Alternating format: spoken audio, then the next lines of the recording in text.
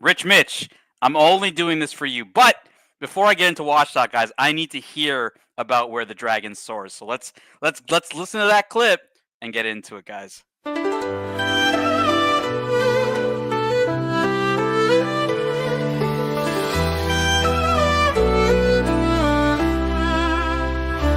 Archie, luxury jumps on a Boeing jet, leaves behind a family, no regrets. He's got a birthday on your old Shanghai, eyes are on Mrs. Lai, the reason why. While in Brisbane, the tears roll strong. Chinese whispers called him to Hong Kong.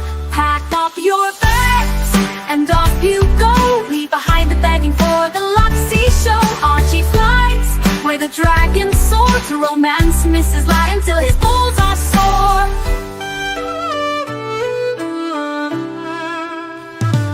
Archie's chasing dreams in the mystic land. Mrs. Lai brings coffee to his hand. Family's calls echo on the phone. He's miles away, lost but he's not alone. In old Shenzhen's glow, he likes to stray. With Mrs. Lai they bonk till the light of day. Pack up your bags and off you go. He's not showing up to New York watch show. Archie flies where the dragons soar to romance Mrs. Lai until his balls are sore.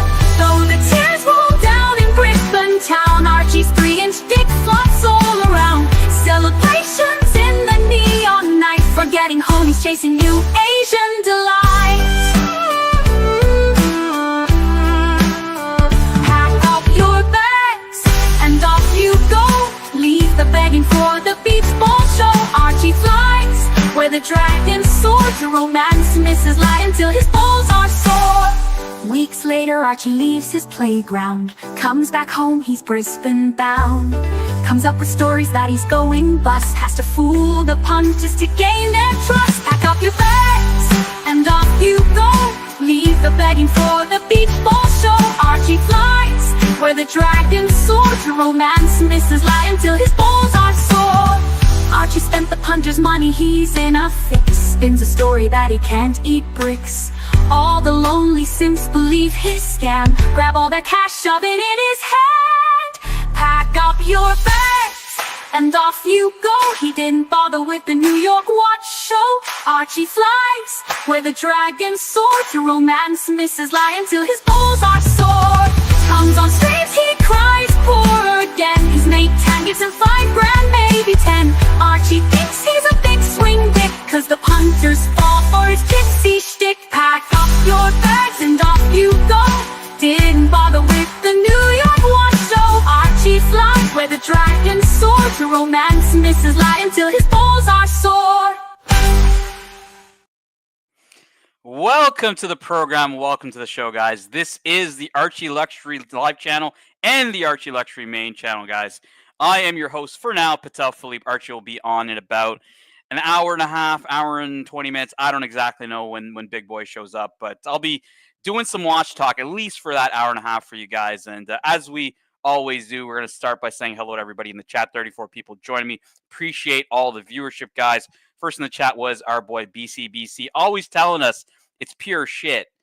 I always find it funny, BCBC, whenever Archie actually looks at the comments and sees your comment and tries to like delete it or some shit, because he doesn't really know that you say this every single day. So shout out to BCBC. We got Rich Mitch. Now, Rich Mitch, I said at the start of the show, I'm doing this for you, man. I know that you've been starving for that watch talk. And look, I've been, I don't know, last couple of days, I've just been a little not in the mood for watch talk. I hopped on Higgy's show yesterday, just briefly and whatnot. But yeah, I was feeling it today. You know, Vacheron 222 came out. Want to talk about that, the Royal Oak. And obviously, you know, whatever you guys want to talk about in the chat, feel free. You don't need a super chat. But if you do, you know, it's greatly appreciated. But if not, I'll definitely be just bouncing ideas, bouncing topics off you guys in the chat, and happy to talk about whatever you guys want to talk about when it comes to Watch Talk. We got Watch Nicholas in the chat. Now, I'm running a banner at the bottom. Watch Nicholas will be covering, you know, all that Tim O'Sheen type drama every single night for your viewing pleasure. So, you know, you don't gotta wait till Saturday, guys. It's coming to you every single night. And I know that Watch Nicky's got a pretty big story tonight, so stay tuned for that. That will be happening after this show, usually around between 5:30 and 6 Pacific, or 8:30 and 9 Eastern, where we link to watch Nicholas's show for all that watch drama that you guys crave. We got Frank V, who says Fatso. Now Fatso will be here soon, Frank V, and we'll definitely address all of these nasty vinyl comments from Frank V. Got Rohit in the chat. Nice to see you, Rohit. For those that are new, that are kind of watching the live streams for the first time, we do obviously, like I mentioned earlier, we're multi-streaming to both the live stream channel as well as the Archie Luxury channel. And often a lot of the folks that are viewing it on the Archie Luxury channel, they may see comments coming in and they don't see in the chat. Well, it's because they're comments on his live stream channel. But we are seeing a lot of new viewership from that. So if you guys are interested in hopping on the panel, I call this the Archieverse live stream, not the Archie Luxury live stream, because everybody's invited to just hop on, talk watches, and just kind of enjoy the community as we do. We got Nato in the chat. Nice to see you, Nato. We got Terry Civil. Watch Austin, who says early. Yeah, Terry, I was a little, I was feeling a bit of watch talk, and I don't know how much you're going to get out of Archie, so thought I'd get my fix before old Big Boy showed up. We got Mike the Snake in the chat. Nice to see you, Mike the Snake. Mike went on to watch Nicholas's show yesterday. It was a really good time. Sturdy Danny was there. It was a lot of fun. Always good to hear from Mikey, and hopefully Mikey will be on with Archie a little later. But yeah, I'm just going to be talking some watches, Mikey. Talk about the Vacheron. Talk about the Royal Oak. We got Rob Filmer. Hello. We got Woof. Saying a pretty bad comment that I don't agree with. We got Rohit R. I'll take a VC222 over an I think it means AP Royal Oak any day. This is going to be a controversial one for us today, Rohit. I'll be showing you guys obviously the new 222. I think everybody who's watching this show has likely seen something about it, and just kind of comparing my thoughts with I've owned a Royal Oak. I've owned the Nautilus 5711 Blue Dial. So I'll give you kind of my perspective on, as maybe a potential buyer of the VC222, or, what would deter me, or what I think is going to deter a lot of people from that watch. We got JCB in the chat. Shout out to Mrs. Lai. Shout out to you, JCB. We got Orban Colossus. Does the 222 with its cross design suggest religion, or is it a logo? Discuss. Thank you. Yeah, honestly, Orban, it's not just I don't know if it's the 222 itself. I mean, Vacheron symbol is the Maltese cross, and Patek Philippe, so the Calatrava cross, which does have religious connotations, I guess you could say. What I feel that the brands are exuding that today, probably not. I mean, the brands kind of do whatever they do, and a lot of it is centered around money. So I don't really think religion's really a factor in here. I think it's more historic, you could say, but that's kind of the way I see it for him. But it's not just VC, right? Patek Philippe also is very similar to that. Hey Nathan, nice to see you, man. Good to see you in the chat. Jeremy Kearney, Tan, thoughts on the Panerai Radomir Oro Rosso watch for you to. Let me pull this up for you here. Panerai Radomir Oro Rosso 42 mil. All right, let's pull this up. Okay, here's a 42 mil from at McDowell's. McDowell's, not the fast food spot from Coming to America. McDowell's. All right, let's look at this Panerai. So, not showing anything on the screen here. There you go for you, Jeremy. Jeremy, I don't know if this is the one you're specifically looking at. I like the Radomir in the sense that it was the first, when a lot of people think of Panerai, they think of the Luminor, but the Luminor actually came after the Radomir. The Radomir was the watch used by Italian frogmen in the Second World War. So I always have an affinity for the Radomir for that purpose. The one thing for me, Jeremy, Panerai's manual wine, they're steel, they're tool watches, and the gold is really, I think, where I have a problem with this. I don't really have a problem with the size. I don't really have a problem with the Radomir. It's mostly the gold. And to me, Panerais are tool watches, and it pains me to see those in gold. And often, and people, you could even say, Tan, you're being a hypocrite. You like the gold sub, which is true, but I think Panerais, Rolex is known to be a luxury watch status symbol. So I think Rolex can kind of get away with it. Panerai is a relatively unknown brand to the general public, and history-wise, for me, I'm a real, a big buff on the story and the history stuff. So for me, Panerais have to be steel or it's not precious metal. They're meant to be tool watches, and I think that's really where Panerai is struggling right now. They branch out past their core, and they kind of lose their identity. I think Panerai doesn't really have an identity right now. It should be known for its It's tool watches, it's dive watches. You could dive tool watches, but like for me, they just for it has to it just can't be gold. I can't do a gold Panerai Jeremy. That's the only beef I have with it. If you don't pick the gold, I think it would be just fine. I like and look, I like the Radomir personally. I know it's not a very popular thing, but if you understand the history of Panerai, the Radomir is pretty historic. Former Colossus Surly Danny's now officially Surly Danny when Bogans attack him. Yes, yes, yes. Mike the Snake Vacheron is one of my favorite brands. Doesn't get the credit deserves, in my opinion. You rock 10. Yeah, you know what?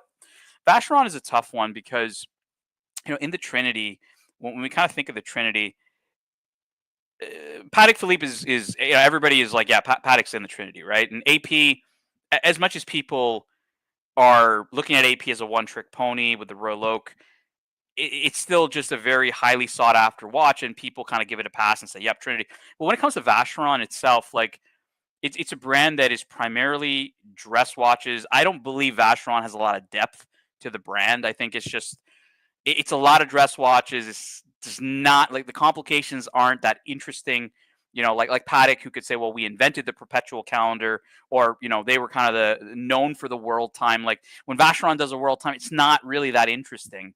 So what I really like in Vacheron myself, Mikey, is I like the métier d'art pieces. I'll pull up Vacheron's website. I'm going to give you guys an idea of what I'm talking about when it comes to old VC. But let's just go to this tab here, collections. I just don't see a lot of depth here, right? You got sports lineup for the overseas, which is great. Patrimony dress watch lineup, traditional again dress watch lineup. Don't really understand why they need these two. Like it doesn't really make a lot of sense. Kind of I think cannibalizes itself.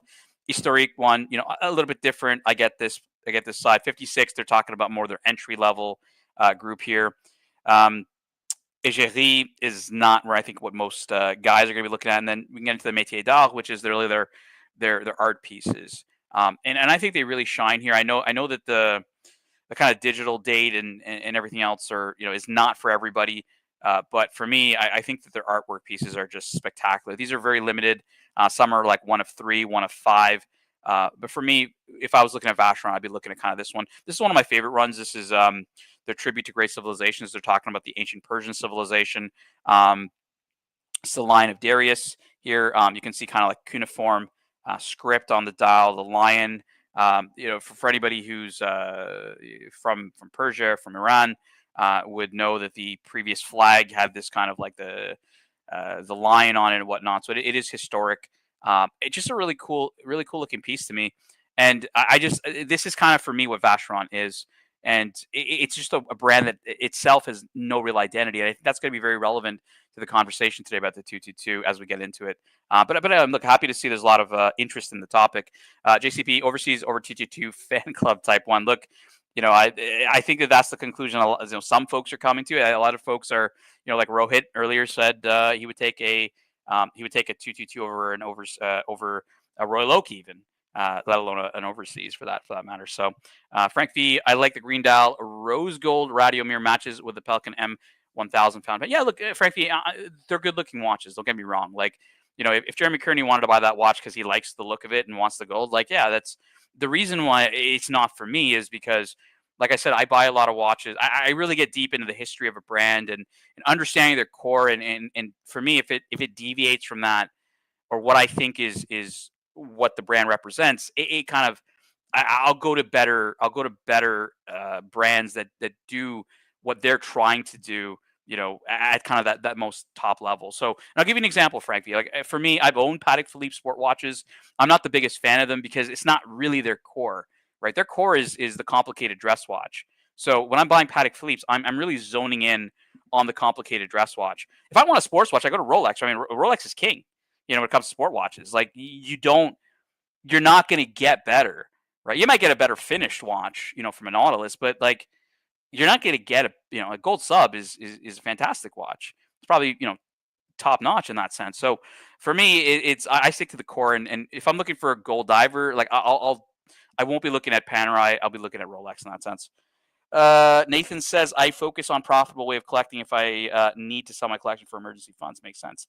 Sorry, Danny in the chat. Tan, what's your thoughts on the Piaget Polo? I've come around to really liking it. Never been a fan of the Polo, man. I remember they released a perpetual calendar, I think last year in green.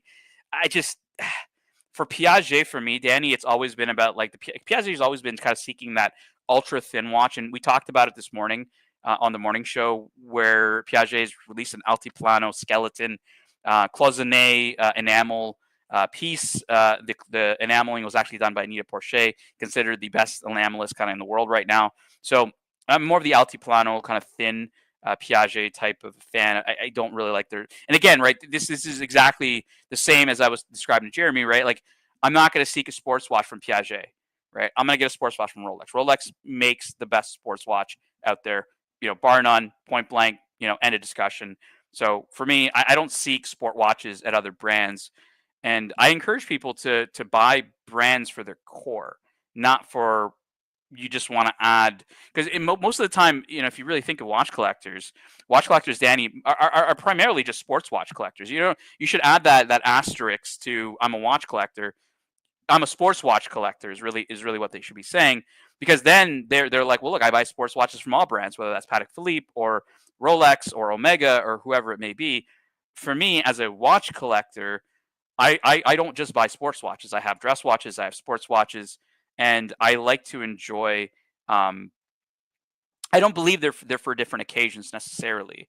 Um, I think that you can wear a nice leather strap, or you can wear a rubber strap, based on weather or based on your wardrobe, and or just like for the fuck of it, right? Like, a lot of you guys have seen me. I'll run a quick clip here for you guys. It's not like I'm exactly wearing a tuxedo in this clip, if I could ever find it. Here we go. Let's see what old Patel Philippe is wearing in this clip with Bear. So in front of Lange Unzone with my man, Tanda Man.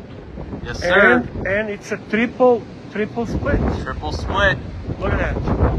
Amazing. We just came back from Coyard. And we got something special for Pontiff. We got a little something in here for the Pontiff. And look, as you guys know, as much as I respect Lange, it's only about Patek and pussy, baby. Patek and pussy. Excellent. Thank you. Like, you see a baseball cap, a T-shirt, Patek Philippe on the wrist. Like, when people say they're dress watches, right? Like, these are not dress watches. They can be worn with all kinds of attire, and we just kind of got to break down that kind of groupthink in watch collecting. Because look, if you're just into sports watches, like, introduce yourself as a fucking sports watch collector, not a watch collector. A sports watch collector is how it is. Shout out to Bear. I'm glad. I knew this would catfish you, at least in the comments, if I ran a clip with you in it. But yeah, let's kind of look at the topic of today. So when we're looking at the 222, so this 222, and again, I'm not going to go through all the in-depth analysis of this because all the other channels have already covered this. I'm really talking about the 222 in the context of, if you're a buyer of this watch, let's, outside of everything that's new in this watch and everything else, as a buyer, as somebody who's looking at this watch, would you spend this kind of money on a 222, or would you buy a Royal Oak? Or and Nautilus is a bit out of the spectrum in terms of like secondary market, I would say, but I mean, you can get Royal Oaks low 30s right now, and this watch is hovering around that in the Swiss francs range. So you're close between a 222 and a Royal Oak, and you got a kind of a third choice in that group, which is going to be significantly cheaper in the overseas. So those are really the three I think a buyer would be comparing. When they're looking to spend in that low 30s, let's say low 30s to 40K range, right? And you can go 40K and below, essentially. So you can get an overseas, you can get a 222, or you can get a Royal Oak yourself. So how is the buyer going to look at this watch, and where do I feel this watch is good, and where do I feel this watch is not so great? Because we've kind of seen in the chat like differing opinions on, like, would I buy the 222? Some people are saying they would take the 222 over the Royal Oak. Other people are saying that they would take the overseas. I'll tell you, yesterday Tim also did his show, and I was able to type in a comment, and he responded, and Tim Osso's view is overseas all day long over the 222. So a lot of this one, I think, is going to be a little bit polarizing. I don't think it's going to be a slam dunk in either direction. Let's start talking about this watch just in terms of the brand, right? Like, what is this? Like, how does this watch fit into the brand's dynamic? So, as I showed you guys just a few minutes ago, Vacheron Constantin is primarily a dress watch brand. They have a sports lineup, and that sports lineup's always been kind of the third place, in the real integrated bracelets, category. between the Nautilus, the Royal Oak, and kind of this, overseas on the other side, right? Hey, Roy, how you doing? Nice to meet you. Tan here. Hey, nice to meet you. Thought I'd jump in here and talk a little bit Absolutely, man. about the 222. Absolutely. Why don't you tell me your thoughts, Roy? You just joined us. You've heard me ramble on for about 20 minutes. What are your thoughts? Yeah, I think I was setting this up when you were talking about it. It sounded like you were going that it wasn't quite your thing. It's not that it's not my thing. I'm mostly talking. I'm taking the perspective of if I'm a buyer and I've got, Yeah. let's talk about opportunity cost, 40K or below, right? Would I buy the 222? Would I buy the overseas or would I buy the Royal Oak? And I kind of want to hear your thoughts on the 222. One of the biggest things I think that's going to deter a lot of buyers is the size. Is the size itself. 37 millimeters is small. There's Headline, I agree. It's not a wildly popular size, but the one caveat to that, Roy, is that mid-size Royal Oak, the 15.50, 15.550 or whatever, the mid-size that does sell well for Audemars Piguet. So, want to hear your thoughts. Would this size deter you, or do you think it may just overcome that kind of size gap?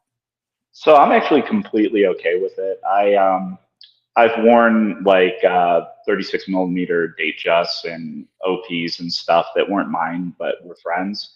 And it's just one of those things. Like I have a 7.5-inch wrist, and it looks right. It just does. Do I like the way that 40 millimeter Day-Date looks as well? Yes. But when you're actually wearing it and you look down at it, it doesn't look like it's too small. I feel like people are still potentially, in the mindset of the 2000s in a certain respect, even though we've seen the trend away from that. That's exactly it. I think you're spot on. I'm trying to convince people out there that are listening to YouTube here that between in between that 36 between that Sorry, 36 yelling at the dog. Yeah, no worries, man. No worries. We love all pets here. We're very, very pet friendly on this show. So feel free if you want to dox your dog and show us your dog at some point. It's all good. As long as I can get him not to hit the fucking camera stand. I'm gonna just address this comment from Richard Greenberg. I'm a Canadian, by the way, Roy. So full disclosure, no AP boutique in Canada. Richard, you know what's something funny? So I have a friend of mine who is a big AP guy, buys a ton of APs, and he actually complained to the North American president of AP saying, hey, like, when are you going to bring a boutique back to Canada? And she was just like, nah, just go to the States. Just cross international borders to buy your luxury goods is what she told us. And secondly, you guys don't have one in Toronto. Well, we did, Roy. We had there was an authorized dealer called Royal de Versailles. Great dealer. I used to always go to the Rolex events there, and they used to have AP, and I actually was going to buy a 15-400 from them not too long ago, like 2018 maybe. Yeah. No, that's the whole thing with I've seen it go through the phases where, in the, say, like 2010s, when that 15-400 came on, it came on really strong. I think that was something that the market was really looking for at the time, because the 15-300, it brought in a lower price point. It brought in a little bit more of a robust watch versus the jumbo, but it always looked a little bit awkward in how thick it was with that design. And I think the 15-400, the proportions were just better. Yeah, I'm gonna disagree with you on that one. I owned a 15. I'm gonna pull up a 15-400, and I'm gonna show you why I disagree. Yeah, I think here is even a good example. This won't be the 300 versus the 400, but it's going to be the 500. So I skipped the 400. So I own the 300 and I own the 500. So here's kind of the difference here. The difference was, if you look at the one on the left is the 15-400. So they used, so they moved to an in-house movement in the 15-300, the 39 mil watch. And then they used that same movement when they increased the size from 39 millimeters to 41 millimeters in the 15-400. So if you see here on the left, that 15-400. No, I know what you're getting at here, and I understand it. My issue is I don't wear the watch that way. And so the thing that I care about is the aesthetics of it when it's on my wrist. That's the way I'm going to look at it 99.9% of the time. Like half my watches, if they had a solid case back and they were slightly thinner, that would be my preference. Yeah, for me, I'm into high horology, right? So I'm looping the movement, and look, this is a great movement. It was a good watch. Yeah. Just for me, I just felt it was lazy. I felt that they could have done better. And interestingly enough, I don't know what it is, Roy. The 400 on my wrist just did not sit well. And then Okay. I had reservations about buying the 500 because I was like, you know what, maybe the 39 mil is better for me. I should go to like a 15202. But So I just bit the the bullet part on I'll the talk 400. about Mhm. is I agree 100% with that not sitting well. I talked about this yesterday with the DSSD that I owned, where the relationship between the lugs and the case back and that geometry there, even if it's not too big for your wrist, it can sit awkwardly. It can sit uncomfortably. Absolutely. I mean, the DSSD I think is even more pronounced, right? Like you can imagine Well, the watch that but on I the have the wrist. Planet Ocean Big Blue that's the same like size, and it's the same thickness. Like meaningfully, it's no different, except for that relationship between the lugs and the case back made all the difference in the world as far as comfort. Hmm.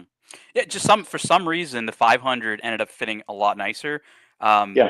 and then I have friends that have the 510 that even like it better. So Is I've been the on bracelet more flexible on the 500? Is that part of it? it was. I mean, I only had it compared to a 300, right? So Okay. I Because felt I know the 16202 is more flexible than the 15202. yeah, it is. And AJ is saying in the chat the 15202 all the way. Yeah, it just at the time. I mean, the 15202 is significantly more expensive than Yeah. the 300, 400, 500, 510. But you know what's wild, Roy, is there's just not a lot of love for the jumbo. Like I've asked Archie this question, and a lot of people in the chat this question, and even on other channels. Would you take a 15202 over a 15510? And it's everybody's like 510, 510, 5 all day long, and I'm like, And why? this is where I disagree with like the vast majority of the market out there, and I've always been like that with these integrated bracelet sports watches. Part of the experience for me is that ultra thinness, and so the almost jewelry-like feel of a Nautilus bracelet. People say it feels cheap. I like it. I like it being silky. Yeah, I think, and that was a big concern over the 222 was the gold bracelet is actually very nice, and Yeah, kind of transferring that feel from gold to steel yeah, is not very easy. So this is also a factor I think people are going to consider when they try this watch on because it's got a pretty aggressive taper. We'll see that in a picture here in a yeah. second. Just I wanted to kind of Which talk about they added to the overseas for this sort of mid-cycle upgrade, which I guess you could call it. this comment of AK is interesting. So I talked about this earlier, Roy, about the kind of the core of a brand. This is the way I look at collecting, and it doesn't mean it's the right way or anybody should be doing it this way, but I try to understand the history of a brand. What have they historically created? You know, what is kind of their core? And I try to collect that initially before I dive into, further into the collection. And so AK is kind of saying, you should be kind of looking at that for every brand, or do a show on that, which is, I think is a great idea. What about you, Roy? Like, we saw yesterday you have the olive dial dated beautiful watch. Yeah, What the new ombre. Yeah, yeah, yeah, like, I don't care. You know, realistically speaking, if some company that doesn't do sports watches or tool watches comes out with an amazing piece, if I like it, I like it. It makes no difference to me. I mean, I do like the heritage of companies. You know, going back through the back catalogs and looking at the history, like that's interesting to me. But I'm not gonna write off what might be an amazing design because arbitrarily they have not dabbled in that before. yeah, it's funny because watch collectors are very fickle, right? Like when we talk about a Personal great preference. design. Everybody does what makes them happy. Well, it's interesting. It's an interesting point you bring up, Roy, because when we talk about design, right? Like it's very difficult sometimes for people to pinpoint a revolutionary design in the modern era, last 5 years, last 10 years, right? Like I ask people like what has been a revolutionary design or revolutionary technical advancement or whatever Yeah. in watches in recent, and a lot of people just fail at giving a good answer to that because a lot of it's just recycling and recycling. It's like Hollywood just constantly Oh yeah. rebooting everything, right? Like it's just No, and you're also working with such a small canvas and in a very constrained way. So unless you get into something like MBNF is doing, or certain examples of like the Harry Winston Opus series, well, you're creating an extremely high price bracket at that point. Yeah. And then you're creating things that are exceptionally polarizing, because unless you get away from something that looks traditionally like a watch, they've been making wristwatches for 120 some odd years. Evolution over revolution, right? Like people question even the longevity of some of those MBNFs in the sense of like you're saying, design, taste. Is that going to be relevant? Is people going to like it in 20 years? Yeah. But you're even seeing brands that are just ripping them off right now. I mean, the Bel Canto is Yeah. pretty much an MBNF, right? Like, oh, no, I thought it was it looks a lot like an MBNF. I mean, there's you could argue that they took their inspiration for the floating dial and stuff from what didn't Breguet originate that in like the late 1980s, early 1990s with the first release of the Traditional line. So I mean, it's your own. If you're the brand, it's your spin on ideas that have been done before, and unless it's a blatant copy or something, I don't mind if they steal from each other. It's certainly the history of the community amongst these watchmakers. And I mean, I think the hardest thing to do is also create a simple watch. I think the hardest thing is to make an incredibly beautiful, two-hand dress watch, because you're working with so little. Sorry, I was just readjusting your video there so people can see your face. Yeah. I absolutely agree with you. One thing I did say on one of my shows a few weeks ago was I kind of challenged the chat. I said, name me a complication invented in the last, say, 30 years that is more influential than the annual calendar. Now, not a very sexy complication, but very widespread adoption. I mean, Rolex themselves, Patek Philippe invented it in 1996. Rolex has it in the Sky Dweller. I mean, it's everywhere. But nobody. I would say the thing that was most useful, especially in modern era, that has gone throughout the watch industry technology-wise, is silicon. Because I can't tell you how many times like my wife magnetized her pre-silicon Oyster Perpetual just by working on her laptop, because it has the speakers there right where you're resting your wrists, and you know what I mean. Silicon's a very tricky material to talk about when it comes to watches, because the high horology guys are going to say blasphemy, right? Like silicon has no place. I mean, Patek Philippe gets criticized for it all the time, but as a useful, everyday, livable thing. That's what I'm saying. I mean, Patek Philippe also has the best accuracy amongst all the major brands, including Rolex. Rolex -2 +2. Patek Philippe is -1 +2. So, and that's where I have a little bit of a hard time with certain things. Like, I love the 15202. I love that it's still used the 920 forever. And I have really mixed feelings about the 16202, but you get a modern power reserve and you get an actual quick set date. So those are real quality of life improvements. Same applies to this 222. Roy, I got to get the JLC movement, man. I need that 15202. I want the 16202 because of exactly what you're describing. But it just for me, it just reminisces the 5402 original JLC movement. The fact that they kept it going for so long is just wild. Super chat. I love it. Yeah. Jeremy Kearney, our friend from Ireland, €2.50. Thanks so much. With the VC 222 budget, so let's say, Roy, we're talking 40 grand US and below. Let's say we can buy any watch at 40 grand and below. Well, specifically at 32, I think they positioned this really well, because you're talking about what is the US retail of the 16202? Isn't that like 37, 38,000 now? Yeah. As they dramatically increase the price. And then obviously if they were to release another steel Nautilus, just copy and paste the Cubitus price. So you're at a pretty good discount related to that. And then other things right in its price range, I think you're looking at the new micro rotor 39 millimeter H. Moser Streamliner, or you're looking at getting, for a little bit less money, a 15500. Those still retail under 30, don't they? The 15510 or whatever it is now. 15500s, you're probably in like the low 30s. Like you can get them low mid 30s right now.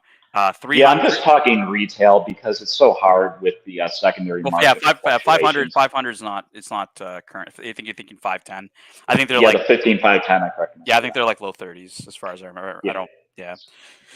So it's two different things at that point. It's just, what's your preference? Because this is going to give me one of the things that I love about traditionally an integrated bracelet sports watch is that ultra thin, that, second skin kind of appeal. Like, to me, that's a feature in and of itself. I'm gonna go with okay. So Jeremy's asking probably a sports watch alternative, right? Because that range he's talking sports watch. So we got overseas as an option, right? You got the overseas that's there. You got the Royal Oak. You mentioned the Moses Streamliner, great choice. That would have been Overseas is yeah. 25% less almost. It's way cheaper. Yeah. And And more features. Like more, from a features standpoint, I mean, I get it. I mean, Jeremy, if we're talking VC, head to head, like for me, overseas, like Roy said, more features in it, cheaper, a larger size if that's what you want. Yeah. It's kind of the full package. I really think, Roy, that look, I don't think anybody would have cared. Like you yourself, you came on the show and you're like, I don't give a shit about what's on the back. I look at the front, right? I think that a lot of people would have ignored them staying true to history on the 37 mils and actually going to a 39 mil. I think this would have had so much more fanfare if it was just 2 millimeters bigger. And well, what's interesting is they had an equivalent to this watch in the catalog 6, 7 years ago, whatever it was. Well, not the steel one, but the gold one in the ultra thin overseas in white gold. And then they took it out of the catalog, and I never understood that. I never understood why that was only in white gold, and then why they discontinued it, and they never did, make that like their version of the jumbo. And then they go this route. I'm gonna rewind 6, 7 years ago, right? 6, 7 years ago, completely different market, right? Like I was there. 100%. Yeah, Royal Oaks. I mean, I bought my Royal Oak in 2016 ish, 2016, 2017. For like 14,000. Just before they trended up. That's a good time to get in. 14,000 Canadian dollars. Yeah. I remember 15202s were 18 grand all day long, and Nautilus's 5711s were 20. New gray market. I mean, yeah, like so I think that's probably why, is because at that time the craze for the steel sports probably wasn't there, and therefore VC. It took them 2 years to release the steel. The second they released the gold 222, everybody was asking them about steel. That didn't exist 6 years ago, I think. So that's probably correct. But there's a lot of years in between there, and they already did the design. They already did, they had the tooling for the movement, because they've always used their version of the 920, the 1120, throughout their dress watch catalog. So that was all still there. I mean, shit, they could have just brought back the gold one. They would have been able to sell those, but they never did it. It just seemed like an odd decision. Watch Nicholas. What do you think? You're on mute. What do you think about? Sorry, I jumped in at a bad time. It's good to see you, Tan, and nice to meet you. What does that even mean? I jumped in at a bad time. What does that mean? I don't really know what you guys were talking about, man. We're talking. Okay. I have we're no talking. context. Sorry. Oh, by the way, Roy, meet Watch Nicholas. Watch Nicholas. Roy. Hey, Roy. Nice to meet you. We're talking about Vacheron. So Roy was just talking about how, and I kind of agree with him. I think Vacheron's just been making some weird decisions. And for you, Nick, I mean, you don't own a Vacheron. Like, I do not. How do you see the brand? Like, what interests you about the brand? And to me, I just feel the brand is lost. It doesn't really have an identity, and they're looking for one. Is the way I kind of see it. Seems like their whole identity is the overseas now. You know what I mean? I don't know. I like the overseas a lot, but honestly, my favorite watches for them or from them are really not the overseas pieces. It's some of the like that. What is it? The 1926 Historiques, where it's kind of tilted. That driver's watch, or then like some of these classic ones like that. I think it's like 1941 Traditional calendar. Some of that type stuff, but I mean, their identity, it seems like, is overseas. Maybe they're trying to copy the Royal Oak a bit, because the Royal Oak definitely revitalized AP. Yeah. But no, I agree. They don't know where they're going, and they just keep waffling back and forth. They had that twin beat perpetual calendar that was brilliant, but that was essentially one thing for 1 year, and they're done with that. Guys, I think it's a treacherous time for the Trinity in this sense, because sports watches it's just so hot, and there's just no market for what these guys are like historically good at, which is complications, dress watches, precious metals, as Roy described earlier, right? Like, it's a very contentious time, and I think Nick is right in the sense that, I mean, look, they added the 222, they've gone in steel, like they're trying to add some depth into the range. It's just, is this? Like, Roy, Nick, do you guys see this? Because this is a question, Nick, I'm going to ask you from Jeremy Kearney here. You got a budget of $40K and below. I mean, you just got a Yachtmaster 42 Oyster Flex. Like, you got $32K, call it US. Like, what are you buying a 222, or are you buying a Royal Oak, or are you buying an overseas? What do you get? Well, okay, if you're asking me that, like, I don't really love the Royal Oak. I really prefer the Overseas to the Royal Oak. And I know that, I guess what you would be buying would be looking at one of the blues, like any of the blue dials. I don't like the super complicated ones, but I think a lot of the blue dials are basically MSRP now on the gray market. And so we're talking what, like 25, 26, and like if you get the black dial or the silver, those are even under. So you could definitely get that and have money left over. I think myself, I'm too pussy to lose money on a watch. I can't be losing money anymore. So I'm. By the way, Roy, when I met Watch Nicholas at Watch Time New York, he was walking around with a Chopek Kita Berg on the wrist, and I was shocked. I was like, man, I thought this dude would be walking around with like a fucking Tudor Black Bay. Like he's actually wearing a decent watch. Like, no. Well, here's the question. So with that Overseas line, and not like, what do you think of the Moon Phase retrograde that they came out with? Ooh, Archie loves that watch. Let me see if I can. I love it too, but I'm a 15. I love the Nautilus Moon Phase as well. So those are really nice. Wow! Here we go. That's beautiful. I like how they do the Moon Phase and like the retrograde. But what do you think about in the Overseas case? Here's the thing, Roy. Retrogrades is just not popular. Moser put one out a few months ago on the Pioneer. I don't know if you saw that one. Yeah, the retrograde seconds. I think that's wild. Yeah, I mean, I went up to them at the booth at Watch Time New York, and I said, guys, I don't understand. Like, you got this great like lineup in the Streamliner, but you put it in the fucking Pioneer. It just that's the thing I thought too. Yeah, 100%. Retrogrades just haven't been popular. Like the only brand I think that does a decent retrograde is Breguet. I think they do a fantastic retrograde on their traditional. They have some nice ones. On Vacheron, like Archie tried to buy this watch at one point, Roy, and the amount of like just dissent in the chat was insane. Like so many people were against him buying retro, even though I think this is a lovely watch. I think it's nice. It's just people. You know who I think does it really poorly, funnily enough, is Paddock on their perpetuals. Oh, I hate them, man. I hate them. Yeah. It's like I have a Paddock perpetual calendar 5320. So it's aperture with a moon phase, at 6, and it just whenever I looked at their retrograde one, I just could never fall in love with it. I always thought it was horrendous looking. I think this is much better. But yeah, like I think you're spot on with that. But yeah, for me, like Vacheron, like the idea, like if you look at their collection, it's just like Overseas. Then you got dress watch, in the Patrimony, dress watch in the traditional. Historiques is what Nick was talking about. This is I really like that. I think that watch is so cool. I'm pretty sure the they have 1921 is great. I really like that watch. And you know what? On the gray, I think you can get it like low 20s, like low to mid 20s, like 22. They've made them in a lot of different metals for a number of years now. So the nicest version. Have you seen the platinum version with the platinum dial? Blue. Yeah. No. They did platinum with a gray dial, and then it's got applied indices in platinum too. Oh, wow. Yeah, there's a few versions of this that are really cool. Or I should say applied Breguet numerals. The Everose. You know what? This is a watch I just don't understand. And Roy, you obviously have just met me, but I'm a big car guy. Like I love cars. And this is kind of the purpose of this watch is to be, as Nick called it, tilted, because it's a driving watch, right? I never understood why people like this, because most people in our community and watch YouTube, Roy, don't like cars. They're not big car guys. They often hate car talk, but they gravitate like nobody's business to this watch. I never understood it, Nick. Can you explain? I'm not a car guy at all, but I love this watch. Sorry, my dog's going nuts. Love this watch and love the Milli Miglia from Show Part 2, which is definitely a driving watch.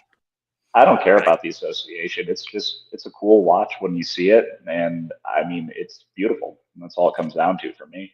Yeah, it's just the interesting talk point when someone asks you like, why'd you buy a watch that like is off center like this, and you're just like, I like it being off center. It's just like a weird thing.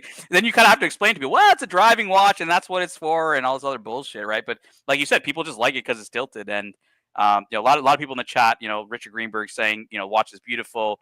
Polly says lovely piece, and Fragrance Profile is telling us he's team 222. He or she is team 222. Guys, I love the 222 in the gold though. Like for me, I do also. I'm a big fan of the 222. I really like it. I really do. And Danny was talking about comparing this with the Piaget Polo re-release, whatever it is. Yep. I think the Historiques is the better one out of those two, for sure. They're the 222. Yeah, I agree. If Piaget had balls, they would have done the rectangular one. I don't know why they did the round. Yeah, I can't fall in love with the polo, man. It's like a It's terrible. Laureato. Laureatos, polos, they're just not for me. And so to answer Jeremy Kearney's super chat from my perspective, Jeremy, like I'd be looking at Royal Oaks at that price point. 15,300 could be had at the low 30s, 15,400. Good options whether you want 39 or 41 mil. And yeah, like I've always had an affinity for the Royal Oak. Yes, it doesn't have as good features as the Overseas. Overseas is a very nice watch and at a very good price point. But for me, if you even think of, like Roy, I've owned a 5711 Blue. I've owned numerous Royal Oaks. I've now, I'm now into Patek Philippe, complications, perpetual calendar, world time, all that jazz. But, when I think of integrated sports watch or even ultra luxury sports watches, I mean, the Royal Oak was the OG. It is the original. 1972, it comes out. It's not until 76 when the Nautilus comes out, or I think 77 for the 222, right? Like, yeah. I don't. I think it's also the most fully realized design out of that first class. Yeah, look, If you get my meaning. The Patek people are, and I'm a Patek guy, so everyone knows that. But the Patek people talk about, well, Genta's wife always says that, the Nautilus was really the final design of the Royal Oak in that sense, or it's just, I don't believe that. I think that the Royal Oak was. Hey, a lot of creatives continue to tinker with something when they got it right the first time, and it only gets worse, not better. Yeah, and it was the famous story in an evening, quick sketch, and I've talked about that story where I think a lot of people don't understand where the Royal Oak actually came from. Like, it wasn't AP that came up with the idea of the Royal Oak. It was actually a distributor. They were a very small manufacturer that primarily made complications and precious metal dress watches. They were looking to expand sales, and so they worked with a distributor, and that distributor actually asked them, well, we want a sports watch. That's when AP goes to Genta and says, hey, you need to design something for us, and we need it tomorrow, kind of thing, right? Yeah, So, I mean, I don't think I ever actually answered the question, but with that budget, I would probably go 16202 just because I really love that design overall. When you're sitting there and you roll that bracelet, it looks, absolutely beautiful. But I mean, the 222 is also very appealing to me, especially the idea of you could probably wear that steel 222 to a lot of places and nobody's going to notice. oh, absolutely, right. Let's pull up the 222 here and again in steel, because I did want to show the taper of the bracelet. We talked about that earlier, Roy. I want you to kind of just look at this. And I also think they made a good decision with the galvanic blue rather than the the lacquer blue that's on the Overseas. I think the galvanic blue goes much better with this more integrated, because this out of all of them is the one that seems most like just a bracelet. So I think that blends better than if the dial really popped out on it. Mm-hmm. And honestly, just even looking at this bracelet, it just looks brushed, and it's really where I love the Royal Oak. The Royal Oak is not, even though we talked about movements, a few minutes ago on the Royal Oak. It is really the where the high horology of the art on the Royal Oak is. It's really dial up, and that includes the case, the finishing on the case, the finishing on the bracelet. Like, when I look at this is no Royal Oak. I'll tell you that right now. This is no Royal Oak. No, it's a design more of its time, in that I associate this design with closer to things that were done in the 80s than the 70s. It's different. I think this is more similar and more in this, along the lines of the Constellation Manhattan. Like, I think it's more closely related to that than it is a Royal Oak Jumbo. It's just different. I think this is a great wrist shot here, Nick. And now that you're back, Yeah, sorry, bad connection. It looks like a small watch on an average size wrist. Do you think this photo would deter people from lusting after this watch? I mean, it shouldn't. I mean, I do think it will in the modern climate where everybody's trying to wear these bigger, 41 mm and 42, 43. Some of their press shots showed it on an Asian woman. Well, I got a dainty wrist, but I have no problem with like 36, 37, 38 Like I'm fine with that classic sizing. I do Right, this poor guy has been getting trolled incessantly for like 48 hours because he showed a wrist shot of him with a 42 mil Yachtmaster, and Yes. everybody is like, dude, that watch is too big for your wrist. So Yeah. Well, I mean, the other thing is, depending on how you angle it, obviously the camera is not going to help you with that. Yeah, it's the camera. I like this guy. I'm with you, Roy. It's totally it's the camera. It's the camera. Roy's a day owner, guys. Like, come on, he's got to show that watch, and it's instant, right? Like, Yeah. but it's we got Gary here who says Nick might have even worse internet than Archie. It's not hard. Yeah. Sorry, Gary. Caliber YQG says, I'm not a fan of the 222. I don't mind small watches, but this just looks odd, especially with the bracelet almost as wide as the watch. Wouldn't take it for half the price. That's a harsh statement, guys. Do you think that a lot of the public's going to see it that way, or do you think that's going to be a minority? I think if the public gets to see it in person, absolutely. When you need to watch videos of this watch, like watch Tim Masso's review of the gold one, and then watch how that head sits like in that bracelet. It's a bracelet with a watch in it, like much more so than the other two watches it's associated with. Mm-hmm. I mean, I talked to Tim yesterday, and it was more around overseas versus 222, and Tim was like, overseas all day long. He's like, you're gonna get way more. He's been shilling the overseas for like 8 years now. He was like on board that the second it came out. So, and look, we got a lot of overseas talking about the brown dial one before it was cool. Yeah, we got a lot of overseas fans here in the chat, including Mike the Snake here, who does hop on the panels with us. Hey, Mikey, what's up, Mike? He says Royal Oak bracelets are pretty much at top of the heap in his opinion. Love the overseas, so the overseas is his grail watch, and 222 bracelet 2 are all set. The problem with Mike is Mike's got a massive wrist, so the 222 Mike is out of the question. 37 mils, you're not going to look at it. Mike was fortunate to try on the overseas when I met up with him in San Francisco, and he loved it, man. He thought it was great. But it definitely he needs like the tourbillon overseas, so it bumps up to 42. Yeah, I think his heart is really set on the 4500V, the blue dial. He really likes that one, and it's really for him. Bear Clooney watches. Big Rolex guy in the chat says, just don't like oyster quartz aesthetics. I mean, Roy, this is what you loved about it. That's 75. I love the oyster quartz aesthetic. Like, that's what I'm all about. I love that too. I love it. Like, I am such a sucker for it, and like I really kick myself because I had a chance to get an oyster quartz like before they kind of shot up before COVID, and you could get a nice one for like $4,500 to $5,500.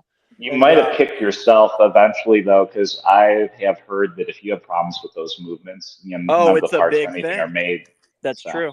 Yeah, it's a big issue to find somebody to work on those things, and it can be pricey because they have to swap them all out and all that. But man, I just love the look on it. I think it looks so cool. I'm a big fan. Yeah. But I really like those 70s type watches.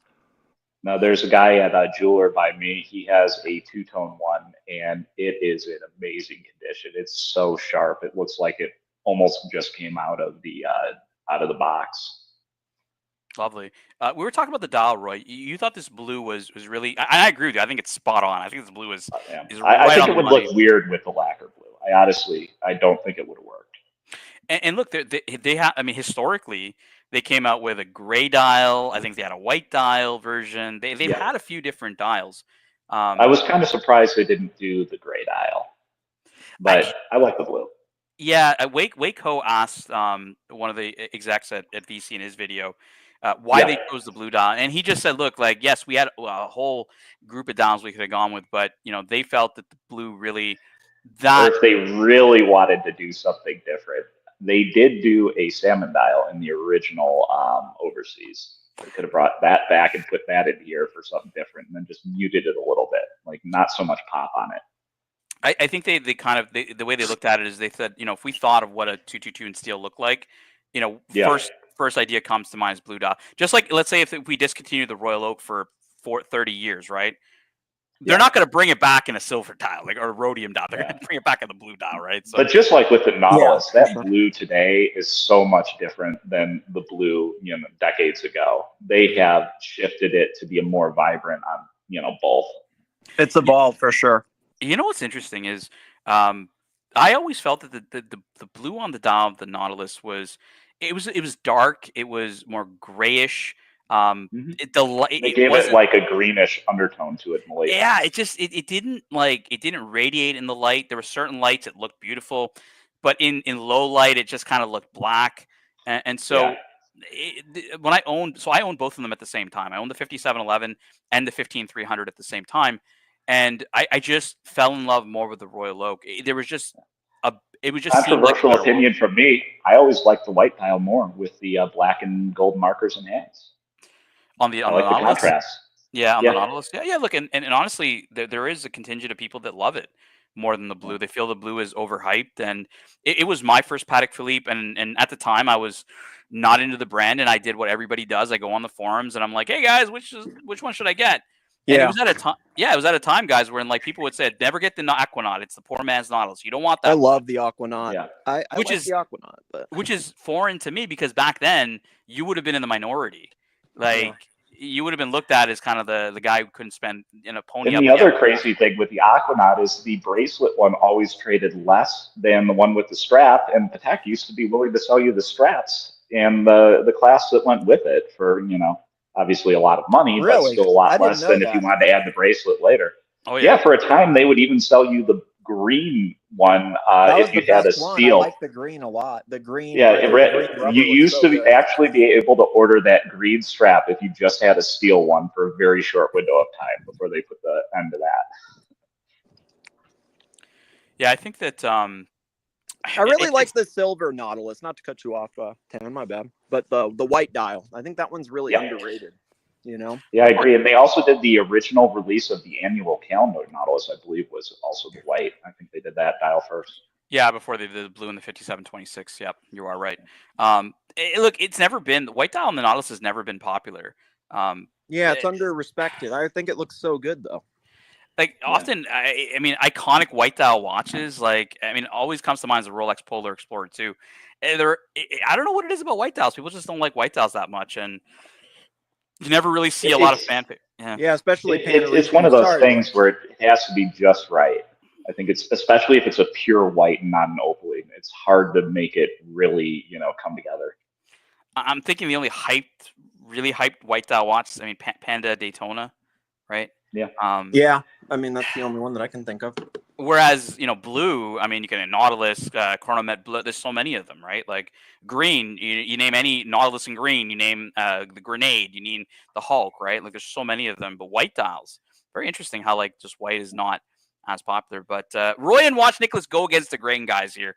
But that's all good because we got a lively chat. We got almost 90 people in the chat before Archie shows up, and anywhere between 15 and 20 minutes joining us for a couple of hours of watch talk. But yeah, guys, I really think the 222 is it's going to be polarizing. I think for the initial, like, what do you guys think? Like the initial term, obviously there's going to be people gravitating to it, but do you think it's going to have that initial, spike and then just really sink below retail, like the gold has? Probably, yeah.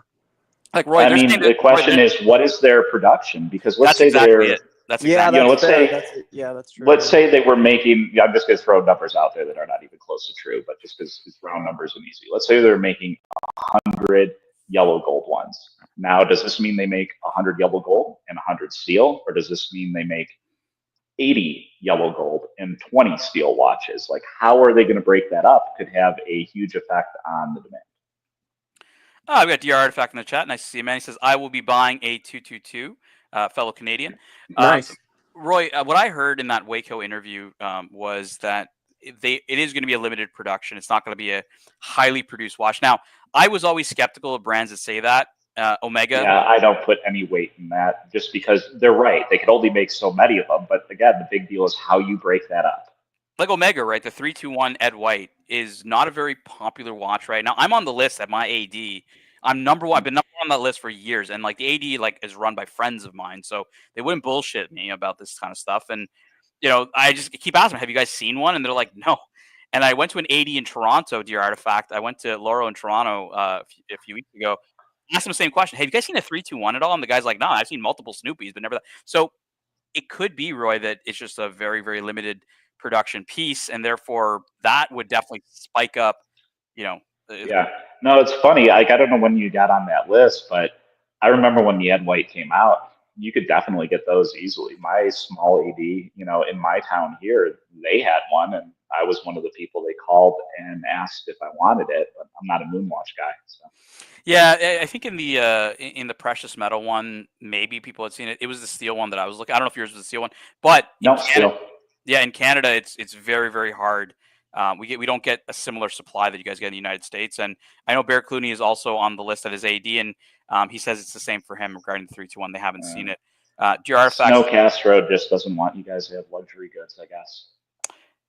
Yeah, 321 is very difficult to get. I've spoken to Laura as well. Essentially boutique only, which is crazy because you can literally buy it on the secondary market for like retail or below now. So it doesn't even make that much sense because I didn't realize it was under retail because honestly, I love that watch, man. I'm a huge fan of the 321, but I thought it was way over MSRP. I thought it was like the Snoopy. Nah, they came down. I mean, think about it, the Snoopy came down, right? Like the Yeah. Snoopy is way more sought after than the 321 is. Yeah. You know what I don't know watch why is still Omega market. vaporware from Omega is the new Ploprof. I've I not like seen the any. Ploprofs. I haven't seen that, but I like the old model. Sorry to cut you off, Tim, but yeah. No, I've never seen anybody with one right now, like modern one. So I was Yeah. down in Vegas last spring, and obviously they have big Omega boutiques there, and I talked to them, and they hadn't seen one.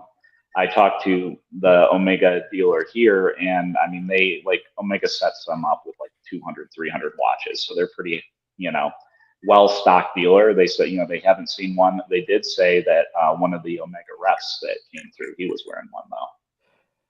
Interesting. Yeah, it's some people love it, some people hate it. It's big for people. It's not the best design for others. I don't mind it. I think it's quirky. I like quirky shit. I'm just glad that they went with a monoblock case and they got it to a wearable size. Oh, the Canadian comedians are out here, Roy, today. We've got Jimmy, a fellow Canadian, who says the 321 is banned by Trudeau. It's not diverse enough. Man, I just wish Castro, man. I just wish they could fucking send us some watches here, man. Like, it's the bane of my existence. Just to hear from AP to be like, yeah, just go to New York. You know, yeah, let's just go fight with like, you know, everybody in the biggest market in the United States for a fucking AP. We're from Canada. Like, can we just have our own fucking AD? Like, come on, man. No, you know, it's funny. I as much as I like the Royal Oak, I've never asked to, you know, get on the list or anything at AP just because it's one of those things I assume will never happen. And I've spent a ton of time talking to like the people at the Patek boutique and stuff in Vegas, the Vacheron boutique. Man, you go into that AP boutique, it's always full. Always full. Most of the time I go into Patek, I'm the only one there. I go into Vacheron, I'm almost certainly the only one there. Dear Artifact says the platinum and white gold 321s are easier to get than the steel. Yep, I think I would agree with that. But the price for entry into those precious metal 321s is very high. Yes, I would agree. Well, they were delusional with the white gold one. 80 grand just because it's in white gold and has an onyx style. I mean, well, dude, they just released the 100 grand like platinum Speedmaster, right? Like, you know, and people are saying like, you know, the price of platinum ain't that high anymore. Like, what are you guys doing? And yeah, it's no. And I will say the 40th anniversary in platinum, like that's an impressive watch. I mean, you really notice that when you have it in your hand. Yeah, it's, you know, it's like your Artifact is saying, right? It's just it's a high price to pay for what he perceives as it's just an Omega, right? Like, funny enough, the last time I saw a new one of those was at the Omega boutique in Puerto Rico, and that was in like 2017 or 2018. They still had a new one there. Okay, cool. We were, you know, on the, you know, the whole topic of 321s and everything else. Like, we were talking about production, and I think that you're spot on in the sense that if I don't see them mass producing this, I've had this debate actually all day, Roy, with other collectors. Some collectors believe like that Vacheron is going to use this as a method to sell overseas, and overseas are going to get pumped. So they're going to keep pumping out overseas. But if you want that 222, you got to buy a bunch of them. And those are the watches people do want from them.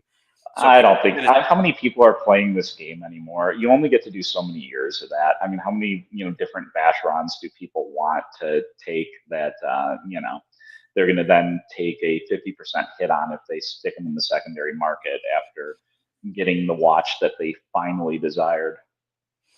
Richard Greenberg, quite frankly, like this whole business model that they're doing, unless they move to just selling to people that are ultra wealthy and just don't care, they're going to kill themselves doing this because, you know, your average, not necessarily average person, but somebody who can spend like 40, 50 grand on a watch, but they're only going to do that one time because they're not a big collector. And then they just get kicked out the door at all of these places. You know, you just lost that customer for life. And a lot of these ultra wealthy, you know, individuals, like, this is their thing now. Is it going to be their thing in 5, 6 years? I don't know. And they're also very fickle. You say the wrong thing to one of them once. That's it. Oh, that's a fair point. I honestly don't understand how half of these brands are like people still have jobs at half of these brands, to be honest with you. And I think Rolex is the one that I think that the way they've been handling things like recently, I think they realize this because they understand they're producing so many watches that they can't be turning away people to say, hey, it's my 10th anniversary. Hey, it's my 30th birthday, you know? Yeah, I mean, the market has definitely shifted since, you know, since the COVID time, since money was being printed. And you're right. I think the brands have to kind of take a step back. They have to look at who's coming in. And like Vacheron, you're right. Like, I mean, how many Vacherons are you going to buy? What is out there that really people want? And it is difficult to keep people playing that game with a brand that honestly does not have the same brand power that a Rolex, a Patek, or an AP have. And Yeah. it's a tough pill to swallow. And Richard Greenberg's asked me this question. He says, "Tan, would you pay the 90K for the Gold 222?" And the answer is no. Like, I mean, I like the watch; it's a cool watch, but you know, 90 grand opportunity cost. I mean, there's so many watches I'll buy at 90 grand over that one. And it's just there's the value proposition and the competition out there. Roy is it's hard to see, and I think that's why this 222 in steel is being so contentious right now. It's just not enough value for customers. I mean, I get it. I do think it's priced well. I mean, for what it is, I think it's priced reasonably well because you also have to spread out the development costs, spread out the tooling costs, you know, across the volume of models that you're going to sell. So if they really are going to produce relatively few of these and they're in at 32, you know, I think that's reasonable. Whereas the overseas at 24, where that is, you know, their high volume piece, I think it makes sense. Timely, hop on, man. I want to hear what you have to say about this 222. Tommy Behavior says, "What's with the rich man's PRX?" That's actually very That's accurate. part of what I like about it. I mean, I'm not going to lie. Yeah, and it's also partly why the PRX is popular, right? It is a design that people can appreciate and like. I feel that 37 mils, Roy, is gonna deter a lot of people, and when a lot of people are deterred, Yeah. they'll just you know, the rest of the crowd that probably is in that range of buying it is going to be like, I'll buy the Royal Oak instead. And I think Well, the other thing is we're late stage in the business cycle. You know, who knows how long things will remain propped up for. And overall, we could just see the luxury market evaporate due to just natural economic conditions. Yeah, Gary. I mean, not only can you get a discount, like I mean, you can buy those silver dial overseas for like 16K, man. Like they're cheap. They're like Rolex money. You know, Rolex like low end steel sports-ish or mid range steel sports-ish type money. Like and you're gonna get an overseas Geneva seal movement. Like it's crazy. Great I remember value. when Like they came out, they were like $14,000 watches on the secondary market for any overseas. Have the silver dials gotten down that low, or are they still? they're low, man. They were like I think last time I looked was about 16, and that was recently. The blues are still trading like maybe high teens, low 20s. Yeah.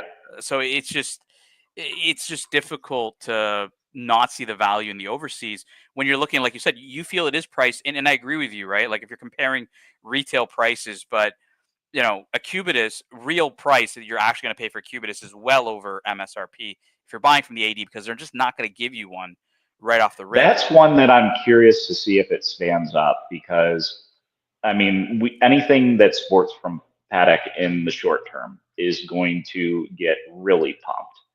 But I mean, I don't know. I haven't handled the watch in person.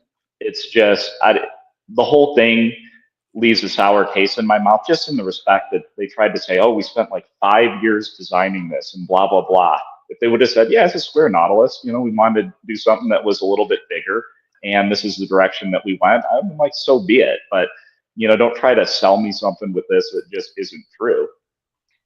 Timely, my man, I need your hot take on the 222, man. What's going on? There's nothing hot about it. It's a PRX. PRX, guys, quick and dirty from Timely at PRX. Look, Timely, it's. I think that's what like Roy said. That's what he feels the charm of the watch is what he likes about it, right? And it's not even the good PRX. It looks like the quartz one. Well, I mean, I don't think it's that bad. I think it's slightly better than that. Timely, we'll give it a little bit better than that. I don't know if it's like quartz. It's no, like as in the quartz dial on the PRX. It's the flat dial. It's not the, what do you call it? The waffle dial look or anything like that. Mhm. So that's what this reminds me of as soon as I see it. It's got a little Vacheron thing in the corner. It's got a nice bezel that looks like a mid-tier luxury car air vent. That's it. Like it's All right, PRX. Timely, you're gonna help me here because we're gonna play a little segment here on the show before Archie gets on. We're gonna call it the who is the original OCD? Okay, not the original OC, the original OCD. I'm gonna critique this watch from an OCD perspective, dial wise. Timely and Roy, like, would you keep automatic on this or would you clean this up, remove the date? What would you guys do? I mean, I don't like dates. I would rather have them not on there. I don't have to set it when I grab the watch. I like as little text as possible. I like Moser's approach. Timely, would you keep it like it is? How would you clean this dial up? Well, no date, keep it symmetrical. Automatic, that's fine. It's only one line of text, not 50. So that's actually okay.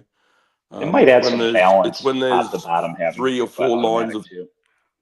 It's when there's 3 or 4 lines of text that it starts to get a bit, ugly. But the 2 lines at the top, 1 line at the bottom keeps it looking good. Just the date, to be honest. I think I'm with Roy on the date. I think if you remove the date off this watch, we really need ID guy here. He's kind of the expert, but I'd remove the date. I kind of like that comment about the 1 line of text at the bottom. Now that I think about it, it might help balance the dial out a little bit. Maybe it needs to be there. Otherwise, it's just too much real estate. The hands are awful. But that's one of the things that I loved about the ultra thin overseas was no date on that one. I'm just getting date just vibes from these hands, gangster. That's what I'm getting. What about you guys? Yeah, I'm just thinking what handset would replace it. Plastic, like the plastic glass date just, like 1601 vibes. Roy, would change the hands. You got to change the markers. Yeah, that's what I'm saying. If you change the hands of the markers, what would you guys go with? I mean, I've always been a fan of pyramid markers and then Dauphine hands. I like that combination. I don't know if it would work with this. I was thinking the same. I'm a little more confident that it would work. So he's talking about the what you see on a basic Calatrava Dauphine hands with polished the polished indices. I think I'm gonna go be a little bit more confident with this one, Roy. I'm gonna go with that as well. Because I think it would work. But again, no date. Starts looking a lot like a first gen overseas.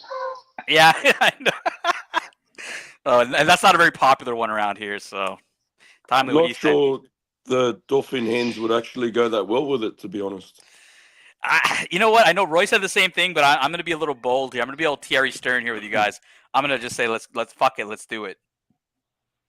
Okay. Yeah. All right. It could be interesting. It's funny though. We're trying to piece together a better Vacheron in 5 minutes. Here's the question. If you add the pyramid markers, if you add the Dauphine hands, you have all that brushed on the bracelet. You do have that sparkle coming from the dial. You have to change a little bit of that bracelet finish, like give it a little polish along the edges so that it pops like a streamliner bracelet when you roll it. Would you keep the center links or the center like brushed, or would you do a?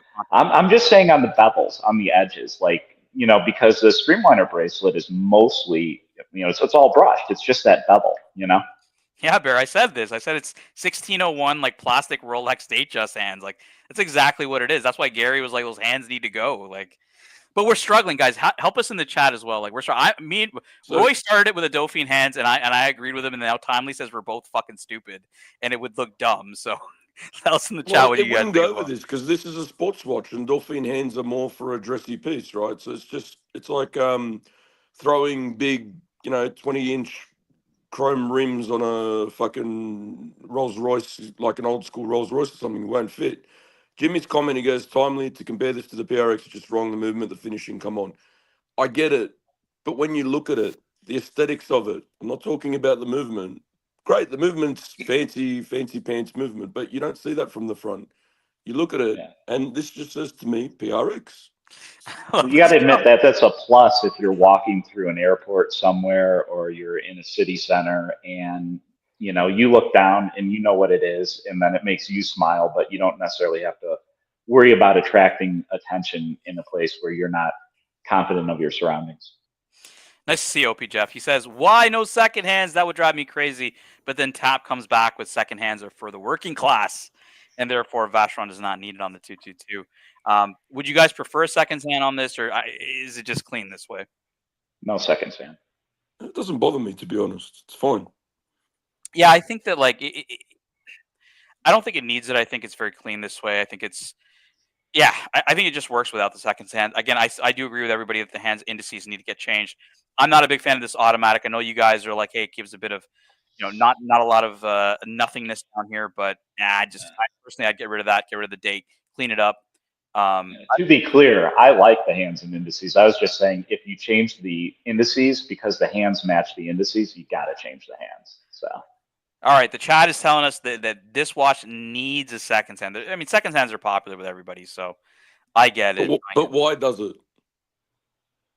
People like it, man. Like even Archie with my perpetual calendar, like it's one of those weird perpetual calendars that has a seconds hand, and Archie just loves it. He's like, I need the seconds hand. I'm like, really? It's a fucking perpetual calendar. It's not really the only thing I can think is watch collectors are OCD, so maybe everybody thinks their watch is stopped. I can fix this for everyone then, right? Because this is the way everyone's comments are leaning towards. Put a second hand on it. That's fine.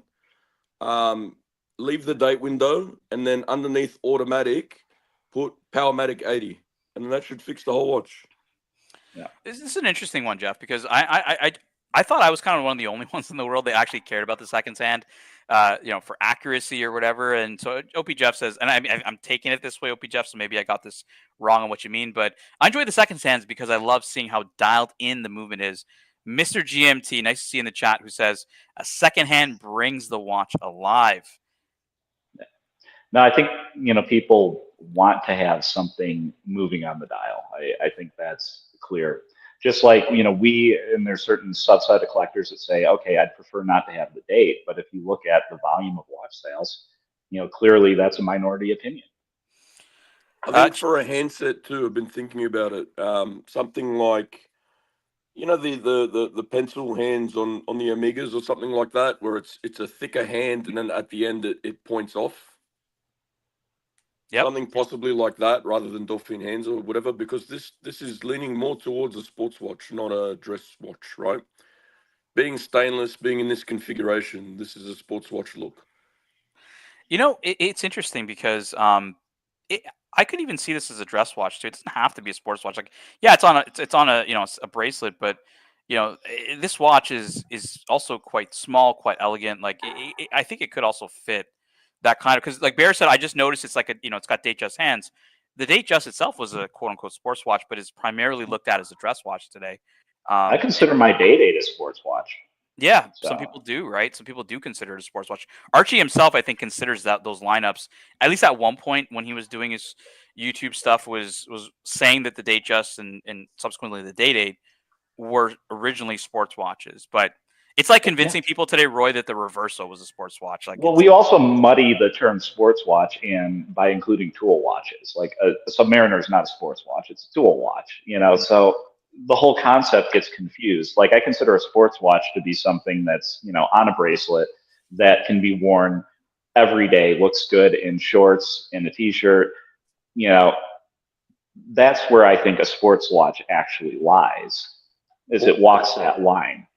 Also, the other thing that would make this not look like a Tissot, which would have been a better idea probably, is the bracelet. So we've seen VCs do bracelets where they have their logo, their branding, built into it. If they did something similar to that, that would have looked a lot better. That's a big qualm from a lot of people, right? The Maltese Cross is some people feel on the overseas is just overused. It's in the bracelet, it's all over the watch. You know what I mean? Like people think it's just overdone on the Maltese Cross. You see it here you see it obviously on the logo, the applied logo here on the dial, but also here on the on the case as well. Like, but it's not as prominent with a Maltese cross. But that overseas is Maltese cross everywhere, like everywhere. I Yeah, like but it in the bracelet, and I like it on the bezel. I do like the Gen 2 case and better than the Gen 3. I don't think it needed the plinth for the Gen 3. The Gen 2 is actually Archie's favorite. He loves the Gen 2. Everybody trolls him for it because he loves the most obscure stuff. And we I all like come the here. dial on the Gen 3 more, but I like the case on the Gen 2. We got 103 viewers, guys, even right before Archie hops on. And the 103, over 100, we usually get about 160, 170 viewers every night on the show. They're all here to just see Archie like buy obscure weird stuff, and we're here to troll him half the time, or half the time he'll ask like decent guys like Roy, hey, what do you think of my collection? And maybe first couple times Roy's on the panel, he'll be a little nice, but he'll come soon to learn. We all love trolling Archie on his obscure. And by the way, while we've got Bear here, Bear, you were right about the Omega releases as well. 43 mil cases. Oh my god. Yeah, I was hoping we could talk about that with Archie on the new meteorite dial GMTs that got released today, and nice to see CB in the chat as well. Old timey, why is that Phillips screw on the case bottom right? Just kidding. Ouch, ouch, ouch, ouch, ouch. You know what design on this watch actually does bother me is I think the rotor is ugly. I don't know. I know what they wanted to put the old logo on it, but I don't know. You think it's tacky? I don't like that was it. the first thing that came to my mind. Was it's tacky? Flip it over. Yeah, it's tacky. Look at this. Yeah, it's ugly as shit, man. Come on, this is a PRX. Well, and come on. Yeah, if they would have done a skeletonized rotor, you could have seen more of the movement. I would have gone in that direction. At least Tissot did some fancy laser etching on their rotor. Come on, Jimmy. Nah, I mean Roy's right. Like a lot of the brands are going to skeletonized rotors. I mean AP skeletonized rotor. Like it is. You want to see tacky. that. 10, 2, 2, 2. Come on. I think it was tacky. Tacky as fuck. I think it's tacky. I think that the shape of the bezel, that on the rotor is nice. I think that's a cool touch. The 222 is just it's just tacky. I don't like it. So here's one. It looks better from behind too. If Vacheron was looking to drive sales rather than this in steel, what about taking the peripheral rotor movement and then making an ultra thin overseas in steel again? Just don't give it the tourbillon. It's be 42 millimeter because of the size of that movement, and it would be something like 8 millimeters thick. Yeah, because of the peripheral rotor. Yeah. I'll be honest with you, I prefer the bracelet from behind too. Look at it. Yeah, it's not a bad looking watch, Timely. It's just it's not a bad looking watch. They just cloned the fucking $1,000 watch. That's all. It just falls short, I think. And there's a lot of areas that you could look at here. Like I don't know, but my only issue with what you said, Roy, was the thinness of it. Like, yeah, I think with sports watches, at least when you're buying what you perceive as a sports watch, because that's a lot of the market perceives these are. They want some substance on it. They don't want it to be I agree with you 100%. Most of the market looks at it that way. My preference is the opposite. It's just sometimes thin watches just bother me. Like I own a 5196 Calatrava, very very thin watch, thin like a sliver of gold, and I'm always worried about denting the watch because it just feels delicate. And it's not really. I don't think that's really I would not find it satisfying from a sports watch. I would say, and I think it's really what's held a lot of people back from arguably what I think is a very nice 37 mil watch. Sports watch is the Tudor Black Bay 54. To me, Roy, I mean, I used to collect vintage Rolex. I had a 1680 Red Sub and many others, and for me, it was the one modern watch that I've worn, and many modern watches try to be like vintage, but this actually felt like a vintage watch. But you had a modern watch. Like it was such a cool feeling, and it's just so hard to get people to like that watch because of the size. Like people just. Do you know how to run a poll? Yeah. The punters are begging for a man cubitus or 222. All right, then you guys are gonna have to talk amongst yourselves for a few minutes here while I get into Archie's other modules. Is the poll which one do you hate more, Cubitus or 222? Is it which one do you want to hate? Which one would you take? Which one would you take, or is it which one do you hate? No, which one do you hate more? Ooh, okay. Shit. All right. I'll pull for Roy. We're gonna pull up which one do you hate more, 222 or Cubitus? You guys talk amongst yourselves. I'll let you guys know when the poll's up. I do like the new complication though that they launched with the Cubitus. Yeah. What about this thing here I'm looking at the moment? The rotor's pretty average, to be honest. Like, I get it. It's VC. It's got to have nice finishing. It's great, fantastic. Having triple They two on have the a rotor is a habit bit of tacky though. doing rotors like this where they just block off the whole movement. Unless you're talking about a much more expensive watch, for whatever reason, they don't like skeletonizing the rotors like AP or something. Yeah, if you have something that's like a box standard ETA or something like that, and you want to hide the movement because there's not a lot of finishing, I get it. But when you have something like this, where it should Yeah. be finished, for the money you're spending to a high level, which this probably is, you want to show it off. Micro rotor would have Right. gone really well with this. No, look at a lot of times when they're using the 1120 that has a full rotor like this most of the time. And Yeah, I think it's a shame. a micro rotor or one of those rotors that go around the outside of like the edge of the watch Yeah, the where you're sort of peripheral, like spraying. in their tourbillon overseas. Yeah, something like that. And I mean, it's not.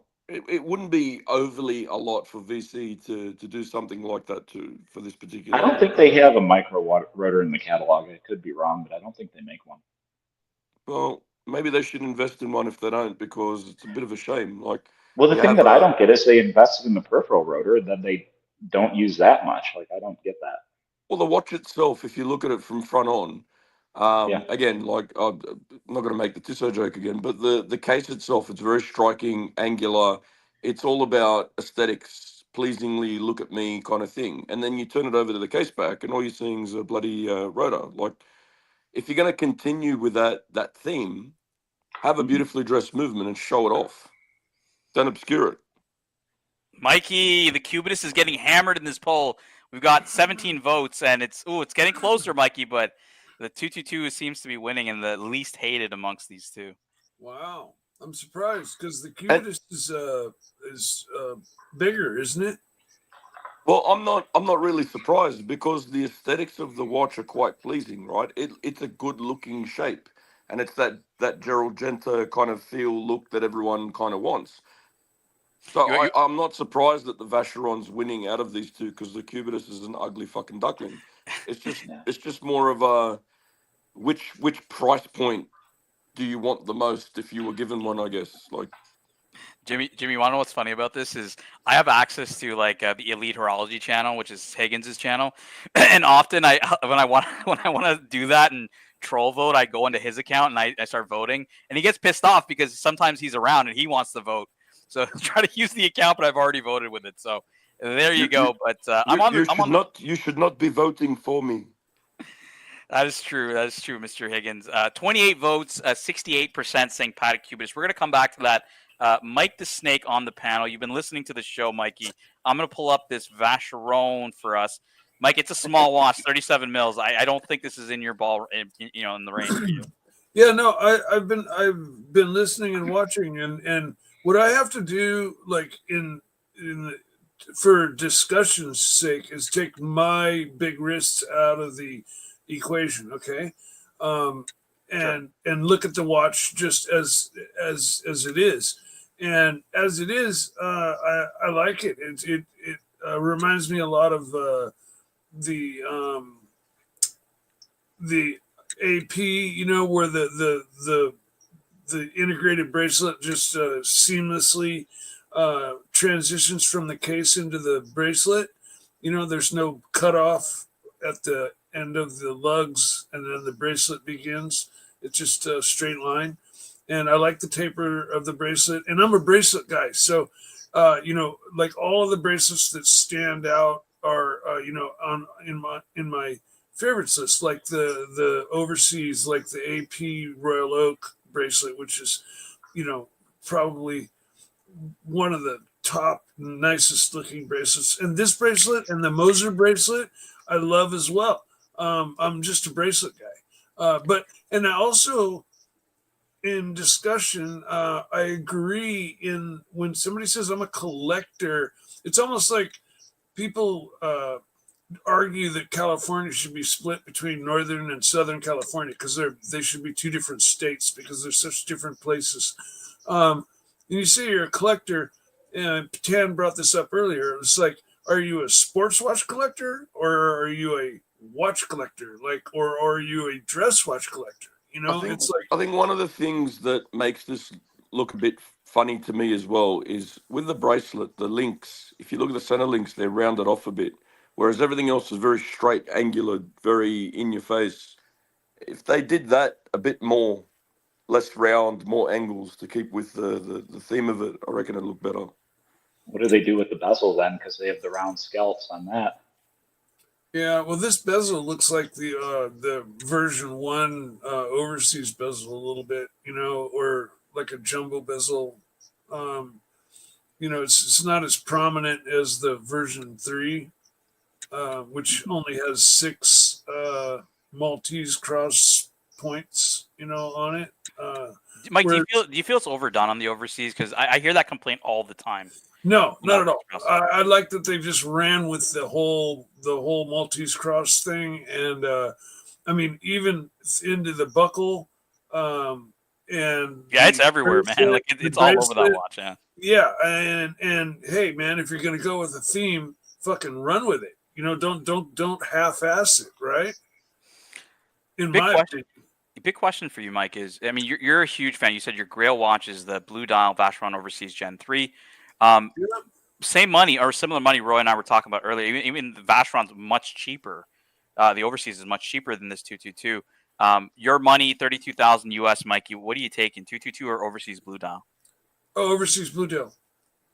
In a heartbeat. Now, why do you feel, again, size aside, right? Just, I'm going to zoom out of the watch. I zoomed in a bit here. I'm going to zoom out a little bit. Full package watch here. What speaks to you more about the Overseas in this one? Well, I like the lacquer dial, first of all. And I like the bezel shape better. This has this bezel tapers off and down and like making it kind of more of a roundish profile, like from the side, whereas the Overseas bezel is more squared off, forming the Maltese cross pieces. And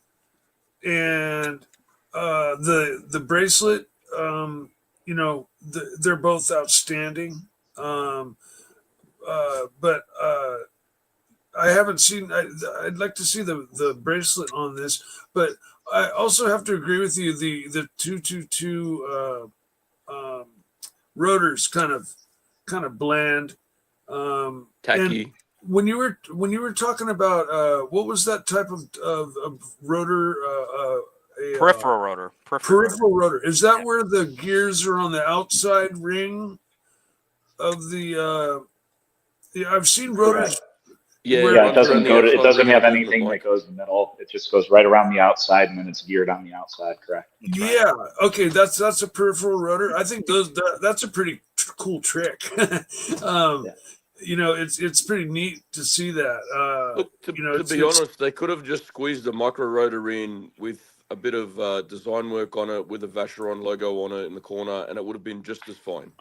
Yeah, they would have exposed a lot more of the movement, which is you can see they've done a lot to it, and it's very beautiful. And then they went and covered up 3/4 of it with the rotor. I'm just pretty sure Vacheron doesn't make a micro rotor, and then the peripheral rotor is bigger than this watch. No time like the present to start designing one, eh? So anyway, Paddock. That's it for me. Said my piece. I think Timely, Archie just messaged me. He's coming on soon. So if you want to stick around or hop back on later, I know he'll love to. I might try and hop back on later because I got some shit to do. But I'll keep watching while I'm doing what I'm doing. But Timely, it's good to talk. Good to see you and talk to you and say hi. Oh man, good to see you guys too. Catch you later. See you, Timely. It's always good to have timely behavior on the show. Timely rocks. Mikey, I miss him on the show. Yeah, no, look, hey, Timely's been hopping on. He's been helping out the show, either on the morning show with Lux. Roy, I don't know if you may not be awake that early. I think you're. I'm not. Yeah, like for you guys, because I think Roy is also, I think, on the West Coast with you, Mikey. So yeah, I'm Pacific time. Actually, yeah. So I didn't realize the show started this early. For some reason, I was thinking it started. It doesn't. No, it doesn't. This is a tan special early. I was gonna say because usually I'm just going to get my kids from school when this is coming on, so I actually have to leave in a few minutes here, and then I'm generally available, to hop on after that. I didn't realize, that was possible. So it's always entertaining because especially in the area that I live, there's nobody to talk to watch. Oh, Roy, watches about at all. Yeah, Roy, like we this is a hangout, right? Like you can hop on. We post the link. Everybody's welcome. Archie's going to be on for like another 2-3 hours anyways. So, go do your thing with your kids and hop back on whenever you can. Yeah. I'm usually late because I'm having to care for my mother and stuff, and I try to get it done so that I have an ample amount of time to devote to Archie's show.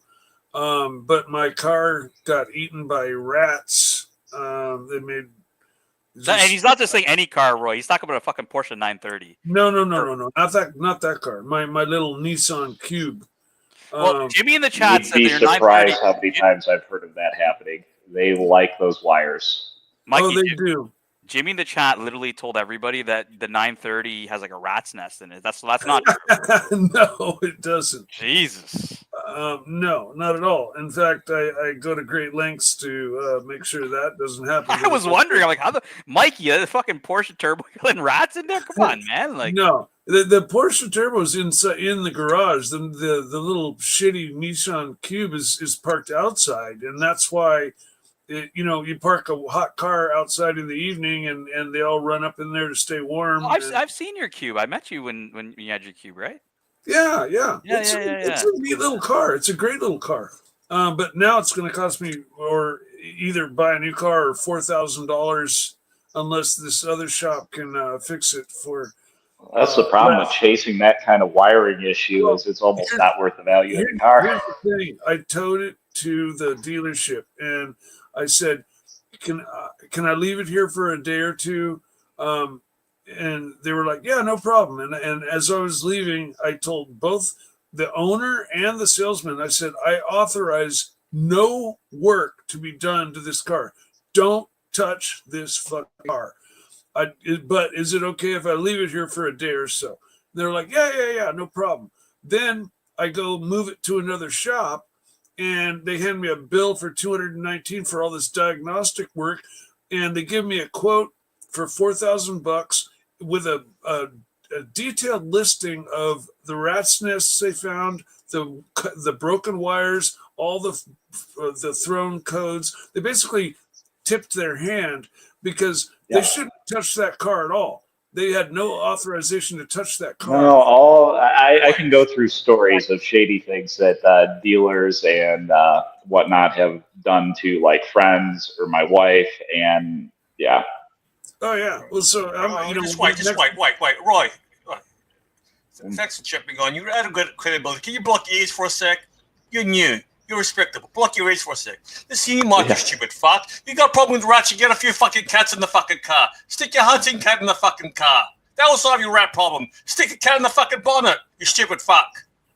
I can unblock your ears, right? No. That's how you can. Yes. Yeah. Cure your rat problem. Or about rat traps in the fucking I got to go car. get my kids, so I might be back on later. All right, see you, Roy. Take care, man. Roy, I don't think I've met you, guys. Thanks for hopping on, Roy. Thank you, Roy. What about rat traps? Rat poison? Oh, dude, I'm going to war. Believe me, I'm going to war. No, you lost the fucking war, Mike. Oh, I did on the outside the house. No, you rat. Hey, look, the only thing with rat poison, you might fucking eat it. You might think, oh, that's a fucking cheese. Let me eat that. Mike, where's your hunting cat? Where's your fucking hunting cat? My hunting cat is like probably. I guarantee you put a few cats in the fucking car, in the bonnet, in the hood. No rats.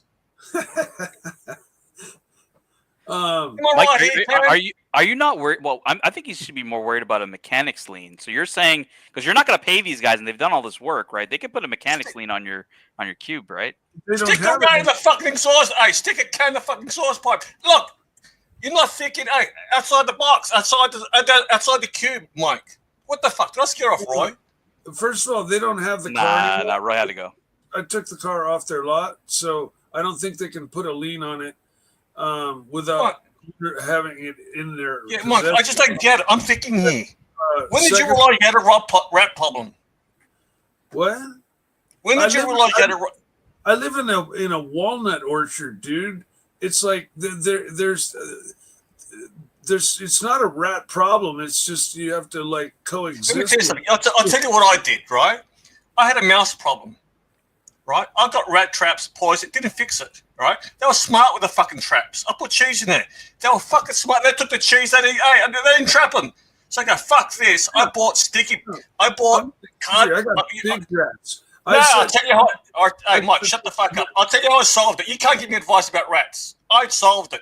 I bought these super glue. It's got super glue on the cardboard. I put them all over the place. I trapped the fuckers.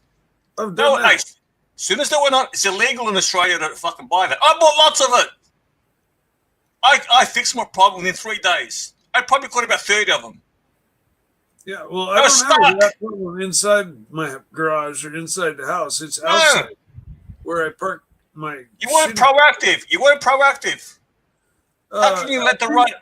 How can you let rats? How can you let? No, wait, Mike. How can you let rats defeat you? What the fuck? Where's your hunting cat? Listen. I'm not buying this crap. You're full of excuses.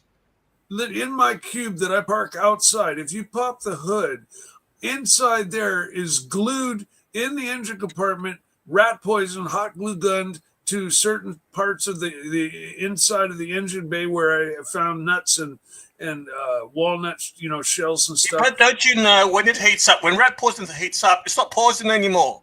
Did you know that? No, I also zip tied a lot of little wadded up paper towels and sprayed them with this rat. No, Mike, I don't think you understand. Under heat, it loses its effect. Do you understand? You don't understand. Under enormous heat, rat poison doesn't work. All this crap doesn't work. Well, no, that's where you stick. That's where you stick a cat with a nice vest on, some water, stick it in there. It's gonna grab all the fucking rats.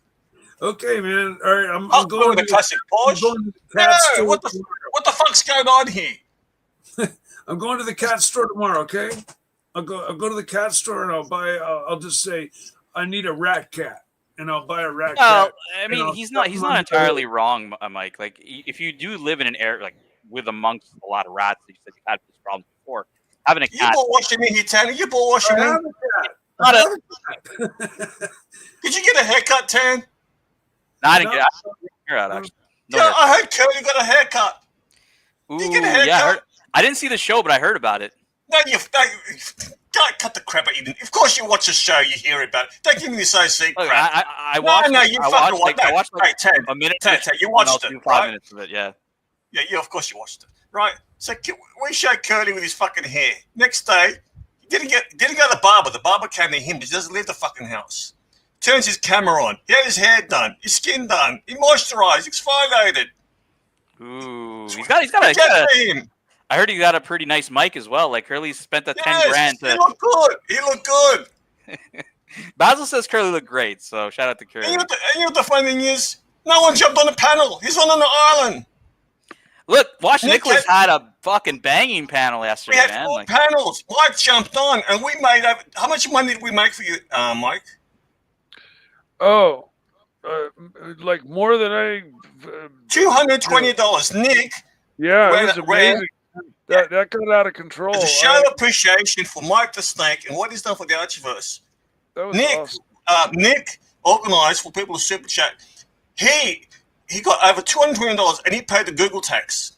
He showed a receipt as a show of appreciation for Mike the Snake. Now, part of this we did to help Mike. Part of it's to spite fucking Archie and show him up.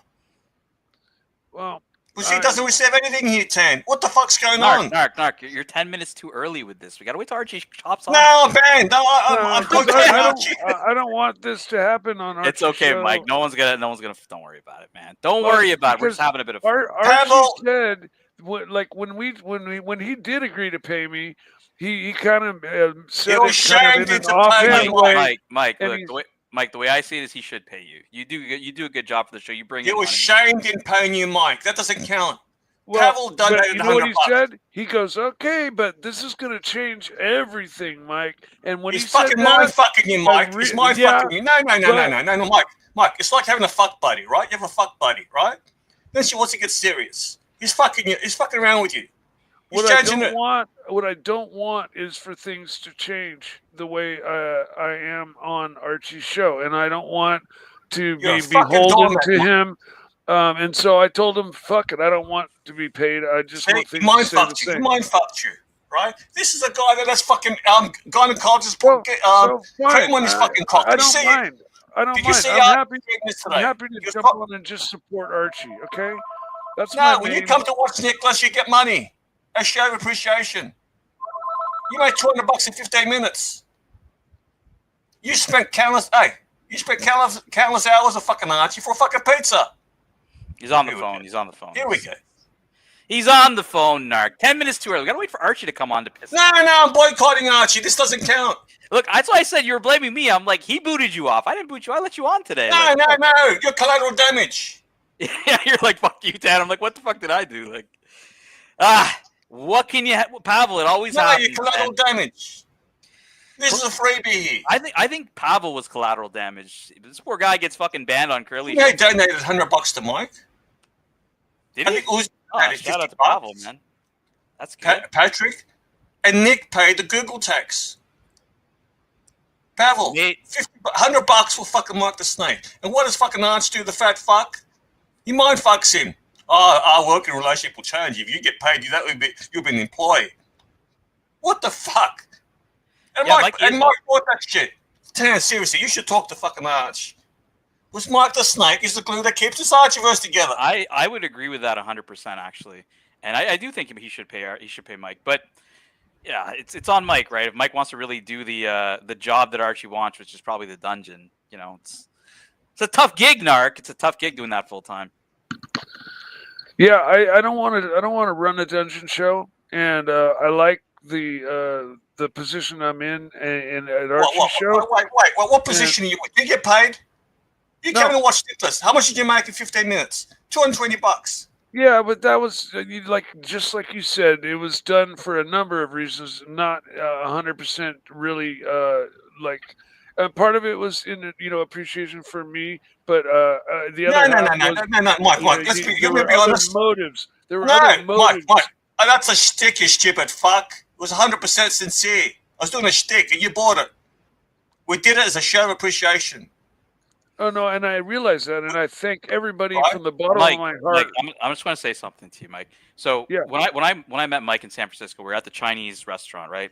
Me and Toyota Mo pulled out like a bunch of like just stuff, like whether it was Hot Wheels cars or hats, and we pulled out a pen. We said, Mike, could you sign this? And Mike, you were so blown away by that. You were like, I can't believe people would actually ask me to sign stuff. Like the community, like you're one of the fan favorites here in the community. Of course, they would do this for you, Mike. Like I'm a little shocked that you would feel 100% sincere. I was doing a shtick about Spot with Archie, right? Yeah, 100% sincere. Yeah, no, I mean I was that. No. Did Archie tell you that? Did Archie contact you and say it was out of spite? No, he didn't. He didn't contact me for anything. But in reference why are you so cynical? No, Mike, I'm offended here.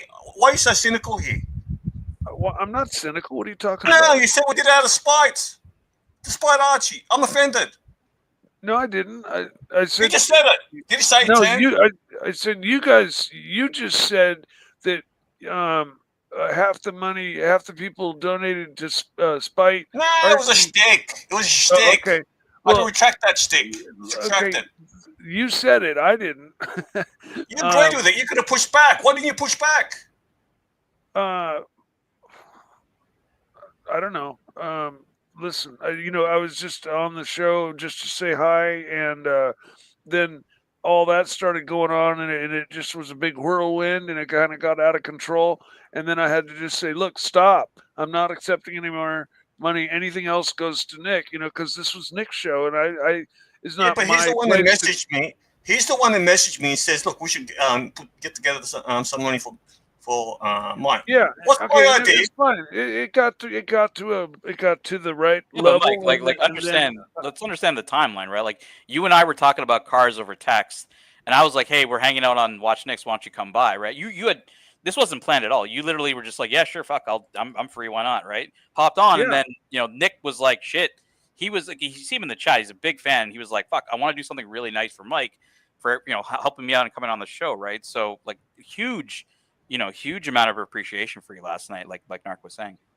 Yeah, no, I was highly humbled by that, and as well as Doesn't sound like it. signing all those things. Like when I met up with Tan, I was just like, wow, I mean, I come on because I love to support Archie, and I love the show, and I love the people. I got friends, like in all of you, and so that's why I do it. And when payment from Archie kind of came about, and he mentioned like, oh, this is going to change everything, it kind of like the wheels started rolling in my head, and I was like, okay, I don't want that to happen.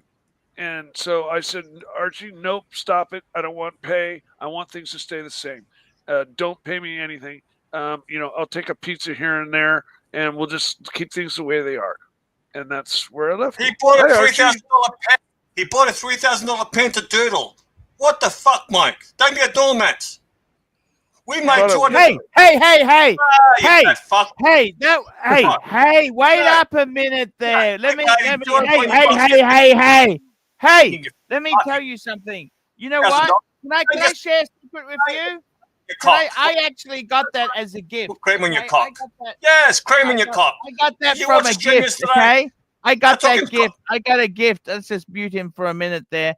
I got that from a gift from a Mrs. Lai. Let me bring up the picture here. It's been revealed. Here is Mrs. No, we're not Lai. buying this crap. Yeah, we did this yesterday. You did this yesterday. She won There with we the go. tits. There we go. Yeah, why not, Narc? Why It's not? been 3 Why can't grand. I love a 75-year-old woman? Why not, Narc? Why can't I get that? But you know why? Because that's Tommy's demographics. Don't cock blocking. You get off with the 50-year-olds. Leave the 70-year-olds for fucking Tom, you stupid fuck. So she You and your bought cock that as a cream. gift to me, okay? She bought that as a gift. She got it as a gift. She said, what do you want? She said, I love you so much. I want to buy you something expensive. And I said, you know what? There is a You start paying Mark the fountain Snake. pen I'd like. Look, looks like a fucking dildo. You start paying Mark the Snake. Don't get cheap, fuck. You know, I got this. Things have been very tough thanks to you, Narc. Business has been down. You walked off. You fucked me up the ass, Narc. You backstage me. You fucked me up the ass. Was you backstage me? You The fucked Narc me doesn't up like the being ass. backstage. You stabbed me in the back. You went and worked for Yes, Curly. yes. They walked off with my business. Oh, he I went don't work- have a business anymore, He went Narc. and worked for Curly. What? Is that the narrative today? I don't have a business anymore thanks to Narc. All right. Well, we never had one we- before. Hold on. We have a business here, Archie. You got some super chats. Why don't you get through those By the way, before you Reggae attack sent Narc? me a gift in the mail because I don't started give a fuck promoting about them. Reggae. Read the super chat. Yeah, right. Yeah, by the way, I want a new t-shirt. My friend's got a brain tumor. My friend's got a brain tumor. Gangster, £5. This is for Mike the Snake. Little Dave, $2. You go, girl. Narc is an asshole. Yes. Yes. But he's our asshole. $220 we made for Mike the Snake. What do? You give him a fucking pizza. Look, Archie, That was an anomaly. That was an anomaly, And again, I'm eternally grateful to everybody who donated. How was that pizza? We still haven't. Mikey, I want to get you more pizza. He's not talking about a pizza. He's not talking about a pizza. Yeah, no. You're a Pizza's cheap fine for fuck, you, Archie. Archie. $3,000 if you fucking draw parents and bears. You can do that with a $10 fucking big Look at pen. this is what she said to me. She said to me, Archie, come and sit in. I want to rest in her bosoms. I'm going in Feb, okay? It's over. The secret's out now, okay? Yeah, fuck the family. I've been sleeping on the fucking fold-out fucking mattress every night. I want to sit. I want to put my face into those bosoms. You know, look. You and everybody Yes, else. I do. Yes, Narc. I'm sick of eating the shit that my family serves up to me. I fucking had enough. You know his tits. I think he sinks in. Dave's titties. Dave's titties. They're real. These are not real. I'm going with. Dave's I'm gonna got real see her. titties. You know what? Our favorite. Dave's got real titties. We're going for Vietnamese. We got a really good restaurant we go to. We're having what? And what's wrong with that? What is wrong if we're both two people are happy, Narc? Did she put cream in your cock? You said you That was the doctor. That's the doctor. That was the doctor, the gynecologist I was dating. Yeah, just 1 second. You fat fuck. I'm trying to visualize you putting a condom on. Hey! You stumbling, trying to open the condom packaging. Fuck. It's like the fucking... What was that appliance? That grass cutter. Fuck. I can't open this. Fuck. We got a super chat from Frank B. $2. This is for Mike the Snake Pizza and Rat Exterminator. I reckon you can't. I want to see you open a condom package on fucking stream. You got some condoms there. There's no way you can fucking do it. You give me some money to fucking pay, because Narc, you killed my business. You killed my business, you lousy fuck. Is he confusing? Yeah, I think you're mixing. No. I don't think he's even talking about Curly. Like, I think Pavel here in the chat had said it correctly. Where the hell? Okay, here we go. This is from Pavel. Archie, do you agree with this or not? Why don't you read it out? Pavel, I thought it was Powie that killed the business. Yeah, that's right. Powie, not Pavel. Powie. You got one more super chat from Little Dave. Little Dave, $2. The Narc, aka Richie Papalakalas, is from Chromastan. Is he accusing me of being a child molester? Has he gone all watch reporter on us? Has Little Dave's gone all watch reporter on us? There's a lot of Watch Reporter fans out there, man, apparently. You start paying Mike the Snake, you cheap fuck. $3,000 pen? The chat wants to pay... Not from Archie. Oh, well, not from Archie?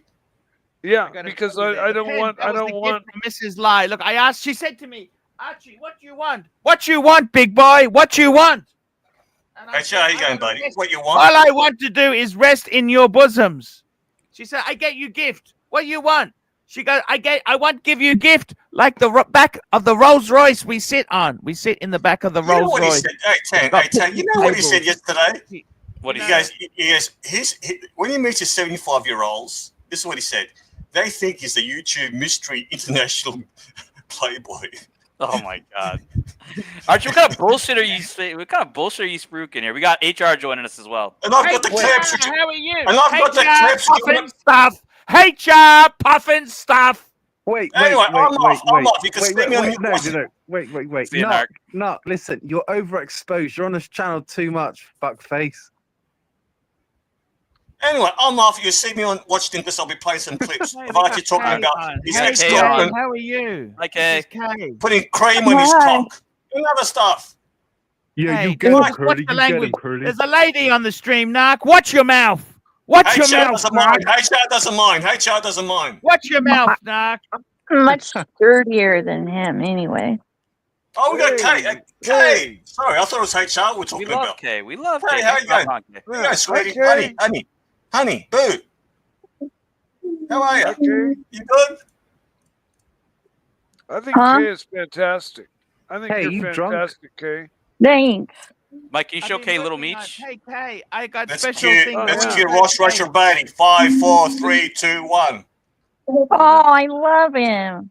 Yeah, this is Little Meech. He talked like this though, because he pitied a fool. Hey, Mike, cut the fucking foreplay out. Cut the foreplay out. What the hell is going on? What is going on the stream? Hey, are you interference? Crazy. It's out of control, man. Yeah, I like furry. You interference because Mike goes to his furry conventions. Hey, do you believe in orbs? Do you believe in orbs, Kay? Do you believe in orbs? I gotta go. Bye. See you, Narc. Hey, let me ask you a question. Do you believe in orbs? Do you talk to them? Talk to who? The orbs. Oh, no, I don't know anything about that. Kay's a doll collector, HR. Oh, the dolls. I thought you said the elves. Do I talk to the elves? I'm like, what? No, talking about orbs. ORBS. Do you believe in orbs? Yes or no? Yes or no? Orbs. No, none of my dolls are haunted, I swear. What the fuck? Archie, you got a bunch of your bears behind you. You've been trying to show them off. Kay's obviously the expert. So why don't you show us some of those bears for Kay? Yeah, Kay. I've been buying some bears lately. Okay, I really love my bears. You know what I mean? Bears are just okay. So I'll show you some bears I got. Firstly, we got this little guy here. I bought him with tags. I like the bears with the tags. This here is the it's an official Paddington release, actually. Okay, right on that arse. I just bought this one. Paddington. I've seen the movies. These are quite affordable, actually. Nice Paddington. My mom has vintage ones. Your mom had what? A bunch of vintage Paddington. Did she get much for them? I got another Harrods doll. Ooh, he looks like a one of those soldiers that stands with the horse in front of the palace. Those horses fight. I got one of these Paddingtons. It's got this one here. This is cute. Yeah, I'm just working on him. He's a cool. That's a cool Paddington bear. So this one here, he's also an official Paddington release. Oh. Okay. I like to buy the official stuff. I got this one. Wow, you got quite the collection, Archie. So this is actually a Paddington. It's Paddington bear. I want the official one. So that's quite a nice Paddington. Yeah. I also got a few more. I got more. There's more, okay? There's more. I got more. I got another one of these. Ooh. Ooh, hey, wait a minute. That looks like the face looks just like my favorite bear, and I bought like 3 of the exact bear because I lost them in a fire. Do you like my pic? It's for you guys. It's not my real boobs. I just got it off the internet. Hey, that's okay. Just keep the mystery, Kay. I'm sure your boobs are just as good. Well, I just figured they said show your tits, so I got some tits off the internet. Well, I got this bear as well. This is another Harrods one. Yeah, a little Scottish guy. And I've also got another Paddington bear here. Traditional, The red nothing Paddington. on underneath the kilt. Oh, I like that one. No. I'm looking for the tag, the official Paddington bear tag, because there's copies. I like his boots. His boots are nice and snazzy. Yeah. I've been buying the bears, Kay. What do you recommend, Kay? I like to buy Rushton Company bears and Knickerbocker bears from the 1950s. They're worth a lot of money. They're kind of expensive, though. You know, I go antique shopping, not terribly often, but now Paddington bears and the like are going to be on my list of things to be looking for when I go to the antique shops. Yeah, I love them. I love Paddington bear. Always the Paddington bears are the quality bears. You want quality. You don't want cheap discount bear. I don't want a Walmart brand bear. Yep. You know, I want a premium bear. I want Same with dolls. You gotta get the good stuff. Yeah, I want the good stuff. I don't want the cheap, nasty shit. You know, okay. Is that you? You look amazing. Is that you? Fuck.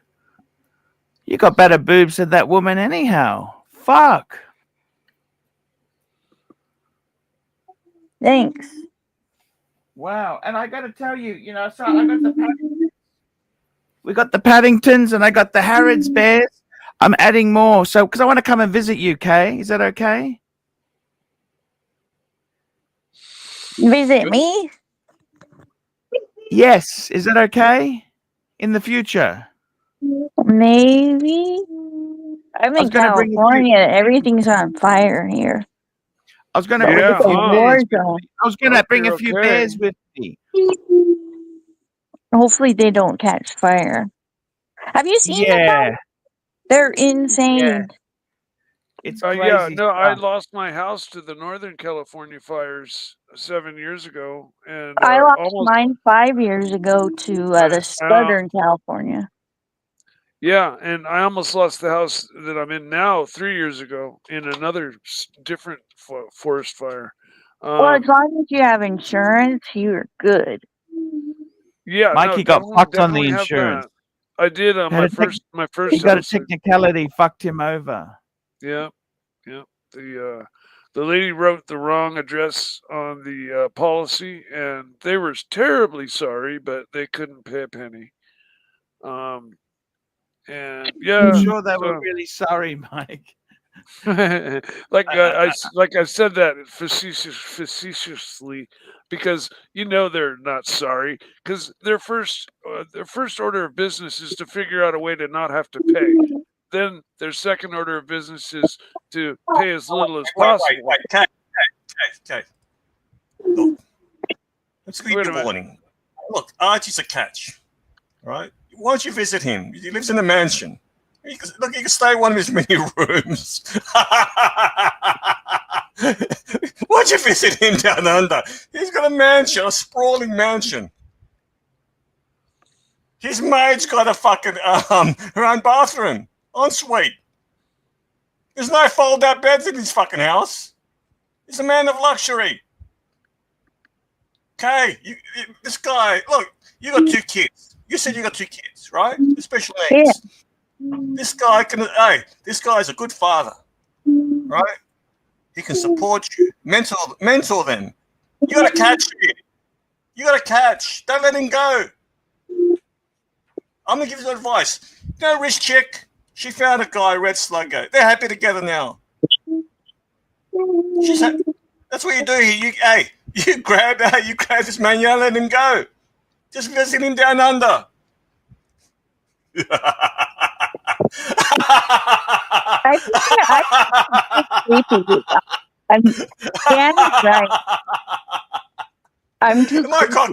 Am I cock blocking here? Cock blocking?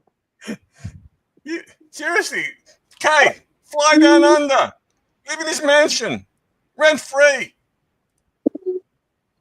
In Australia?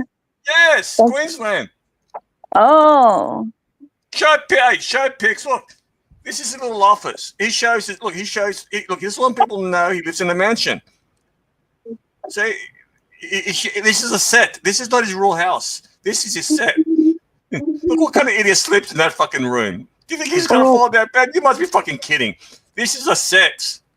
Hey, we got a super chat here from Patel Philippe. $5. I dropped to join the chat. Thanks, Mike the Snake, for joining me. You are my favorite character on the show. Oh, thanks, Dan. You rock, man. I love you. Love you right back. Here we go. It was such an honor to meet Tan. All right, you're overselling it, Mike. Just say thank you. That's it. Leave it at that. Leave it at that. No, you're overselling it. Just say thank you and leave it at that. Why do you have to lick his balls? Why do you have to fucking run on and be so fucking loud and obnoxious? 1 minute. I gotta say goodbye. Drama. You see how he's walking out? Look, this is a set, Kay. Right? What? You don't look, this is a set. Look, this stream. That's a set. He doesn't live in that. The guy's international celebrity, Kay. Forget Joe Cannoli. All right, he's got a great voice. This is the box they come in. That's one of his maids. That's one of his servants. I think that's one of his sons. That's his servants. Yeah. His 2 younger sons are very high servants. Really great kids. I shop at the thrift stores and smoke weed. I don't think you like me. Say hello to the crew. Say hello. Hi. Hey, man. I'll be back in a minute. I'll be back 1 minute. Yeah, I gotta go. Okay. Yeah, I'm with you, Kay. Beer and weed is just fine, but heavy drugs, no. Yeah, I smoke a lot of pot. Yeah, I used to. Well, I have abnormally large chest, so my back hurts. Okay. Well, that makes sense, and pot does help a lot of people with pain. Do you use any of the salves or the creams? The CBD creams for pain? CBD, I I'm think really it's sick of this, Narc. I'm really fucking sick of you. You know that. I don't like your mouth, Narc. Well, he's Where's kind Narc? of. He dropped off. Fuck! Why did he drop? I was just teasing him. Well, he's not teasing, I don't think, or maybe he is, but you don't know when he is, and he just comes in guns blazing. So every fucking time, it's like overkill. It's like I want to just cover my ears when he jumps on. I know. I'll show you. Do you want to have a look at some cars? I got rid of the Beamer, Mikey. Yeah. Okay, do you like cars? My dad's a car guy. Yeah. Very cool. Very cool. I'm a total motorhead since a young age. I race cars. I built hot rods. I built cars from scratch. Same with my dad. I'm a total motorhead. Here we go. What are we looking at? I can't see it because. There's a super chat in the way. Yep, there is. Middle of the road. If it was a deer, it'd be a dead deer now. That's what we got to worry about up here in Northern California is like right around dusk. Man, that's like the witching hour. The deer just come out. They're going to the creeks to drink, and Okay, Mikey, let's go. I gotta move the Mercedes Benz. Oh Lord, won't you buy me a Mercedes Benz, Mikey? Let's go and have a look. Gonzo with Archie. Here we go. I'll show you. So we've got one car in here. I'll show you one car, okay? So Beamer's been replaced. Beamer's been replaced. Do you like the Mercedes more than your Beamer?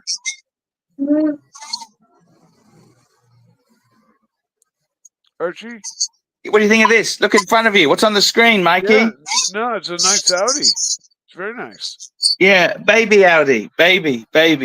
It's like a mini SUV, right? Yeah, they couldn't sell this red, so I got a deal on the red. The red, they couldn't sell it. Nobody wanted it. Oh, I love red, man. I love it too. I gotta move the Mercedes. Mike. I gotta move the Mercedes. Hey, move the Mercedes, Mike. Do you like the Mercedes more than your BMW? I like the Mercedes more than life itself, Mike. Wow. Let's go and have a look. I gotta move the Mercedes. Let's have a look. We're gonna move the Mercedes. Move the Mercedes. What year is the Merc? 2018. 2000 what? 18. 18.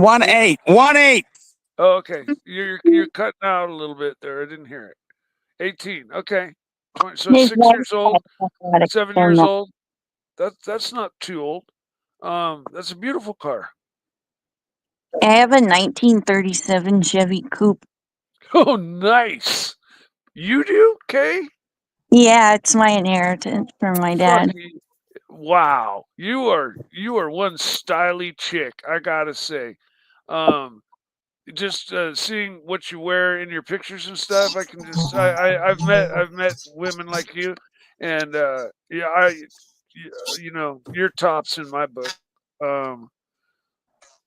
And a 37, what was it? A 37 Chevy? Chevy Coupe is a flat gray color. My dad likes flat colors for some reason. Yeah, flat colors are cool, especially that. What's really popular these days is that primer gray. The primer gray. That's what color it is.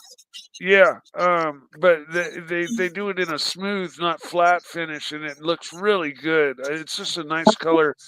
I'm seeing on. It's becoming more popular. But you have a. Would you say you had a 37 Chevy? Yeah, coupe, and then Wow. You know, that's one of the coolest looking coupes to make into a hot rod ever. Sorry, And I did have a 1974 Chevy Nova with like naked ladies engraved on the back window. That wow. was my first Who car. says, real quick, I got to interject. Hello, everybody. Who says Mikey has no game?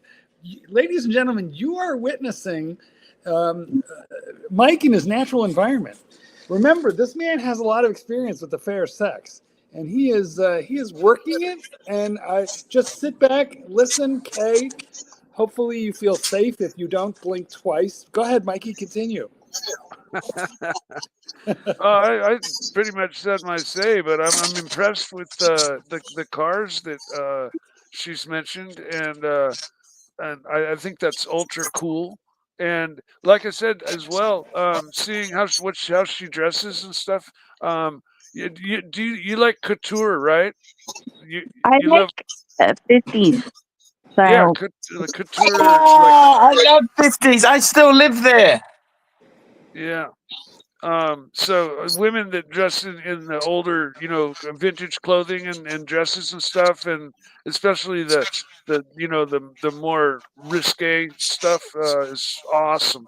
It's just awesome. Yes, Mikey, you hit it on the head, Mikey. Yeah. Oh, there's the safe, by the way, Mikey.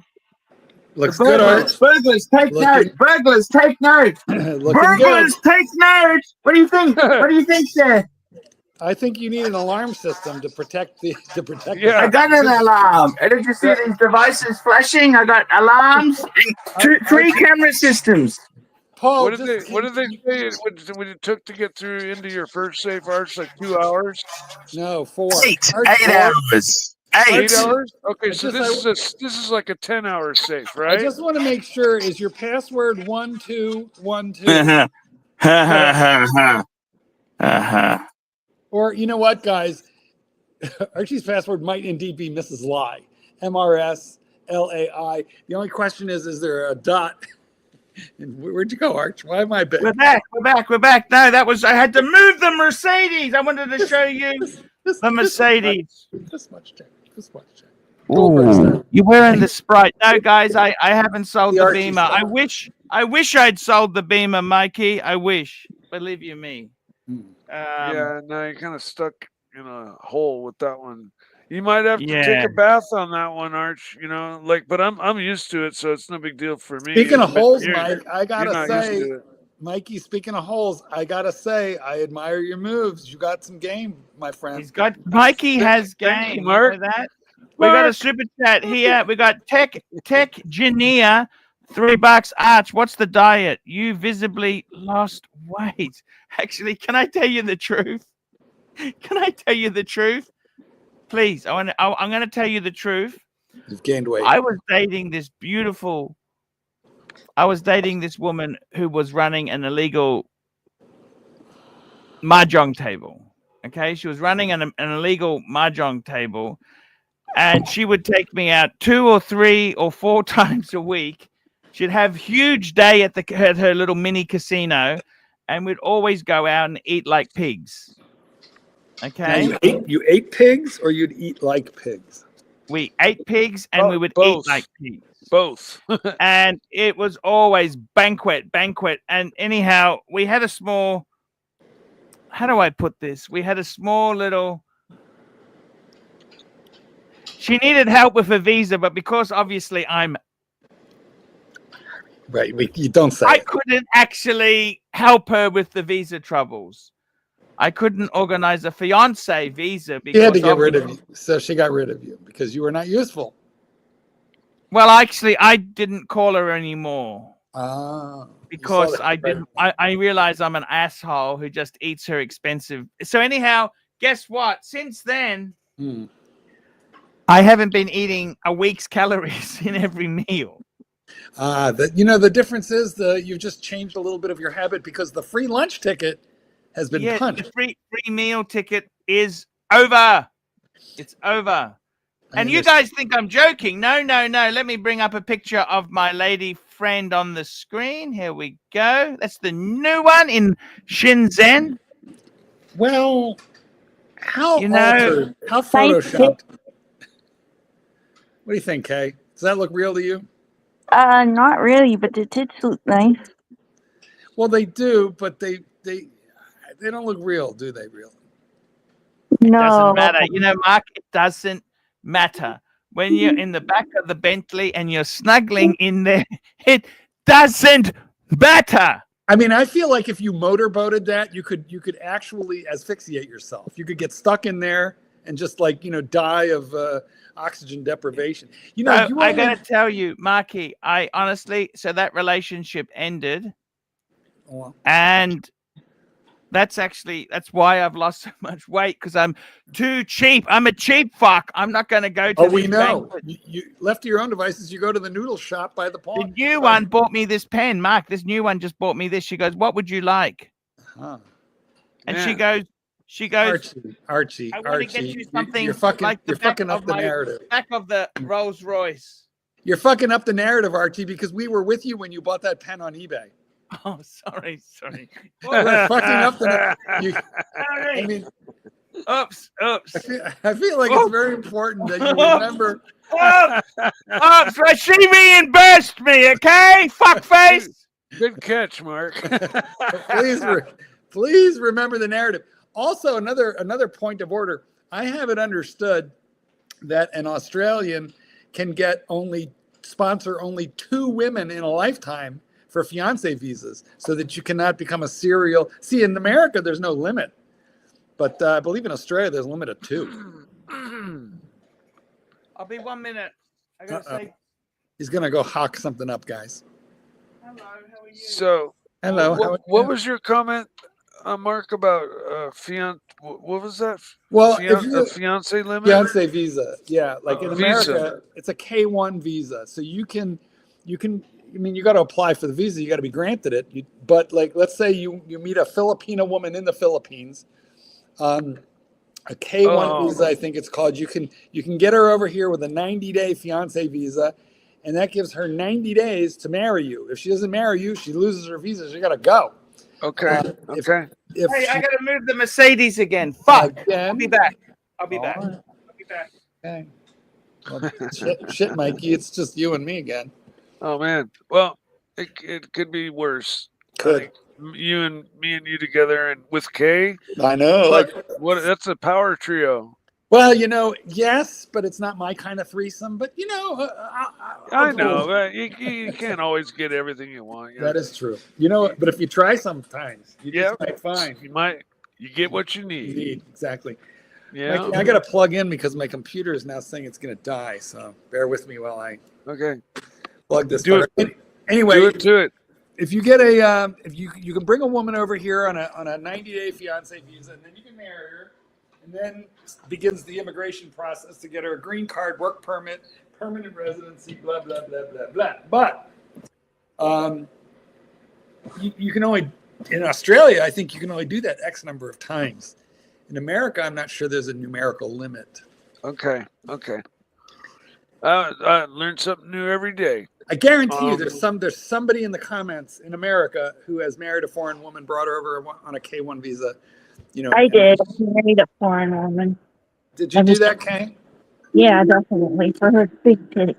Now, where did you bring her from? Everywhere. Sri Lanka, Indonesia, North Korea. Where'd you get your big tittied woman? And Mike, by the way, we realize now you got no chance, Mike.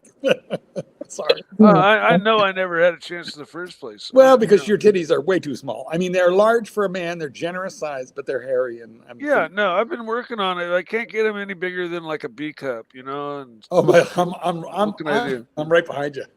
Yeah. Have you heard of a G cup? No, I'm joking. No, mine are. What do you got? What do you got going on down there? No, I said B as in boy cup because I've got man boobies because I'm a little bit overweight that just means eating. Kay, you're muffled, Kay. Can you fix your mic somehow? I don't know. I want to hear you better. Oh, my mic. Yeah, you just sound real muffly. Muffled. Okay. Like if you're on ear pods or some kind of headset, maybe it's not good. I don't know what it is. I have a little picture of me on a motorcycle back like when I was younger. You can see what I looked like in my prime. Oh, Mikey, I personally would like to look, and I'm going to add that right to the spank bank. All right.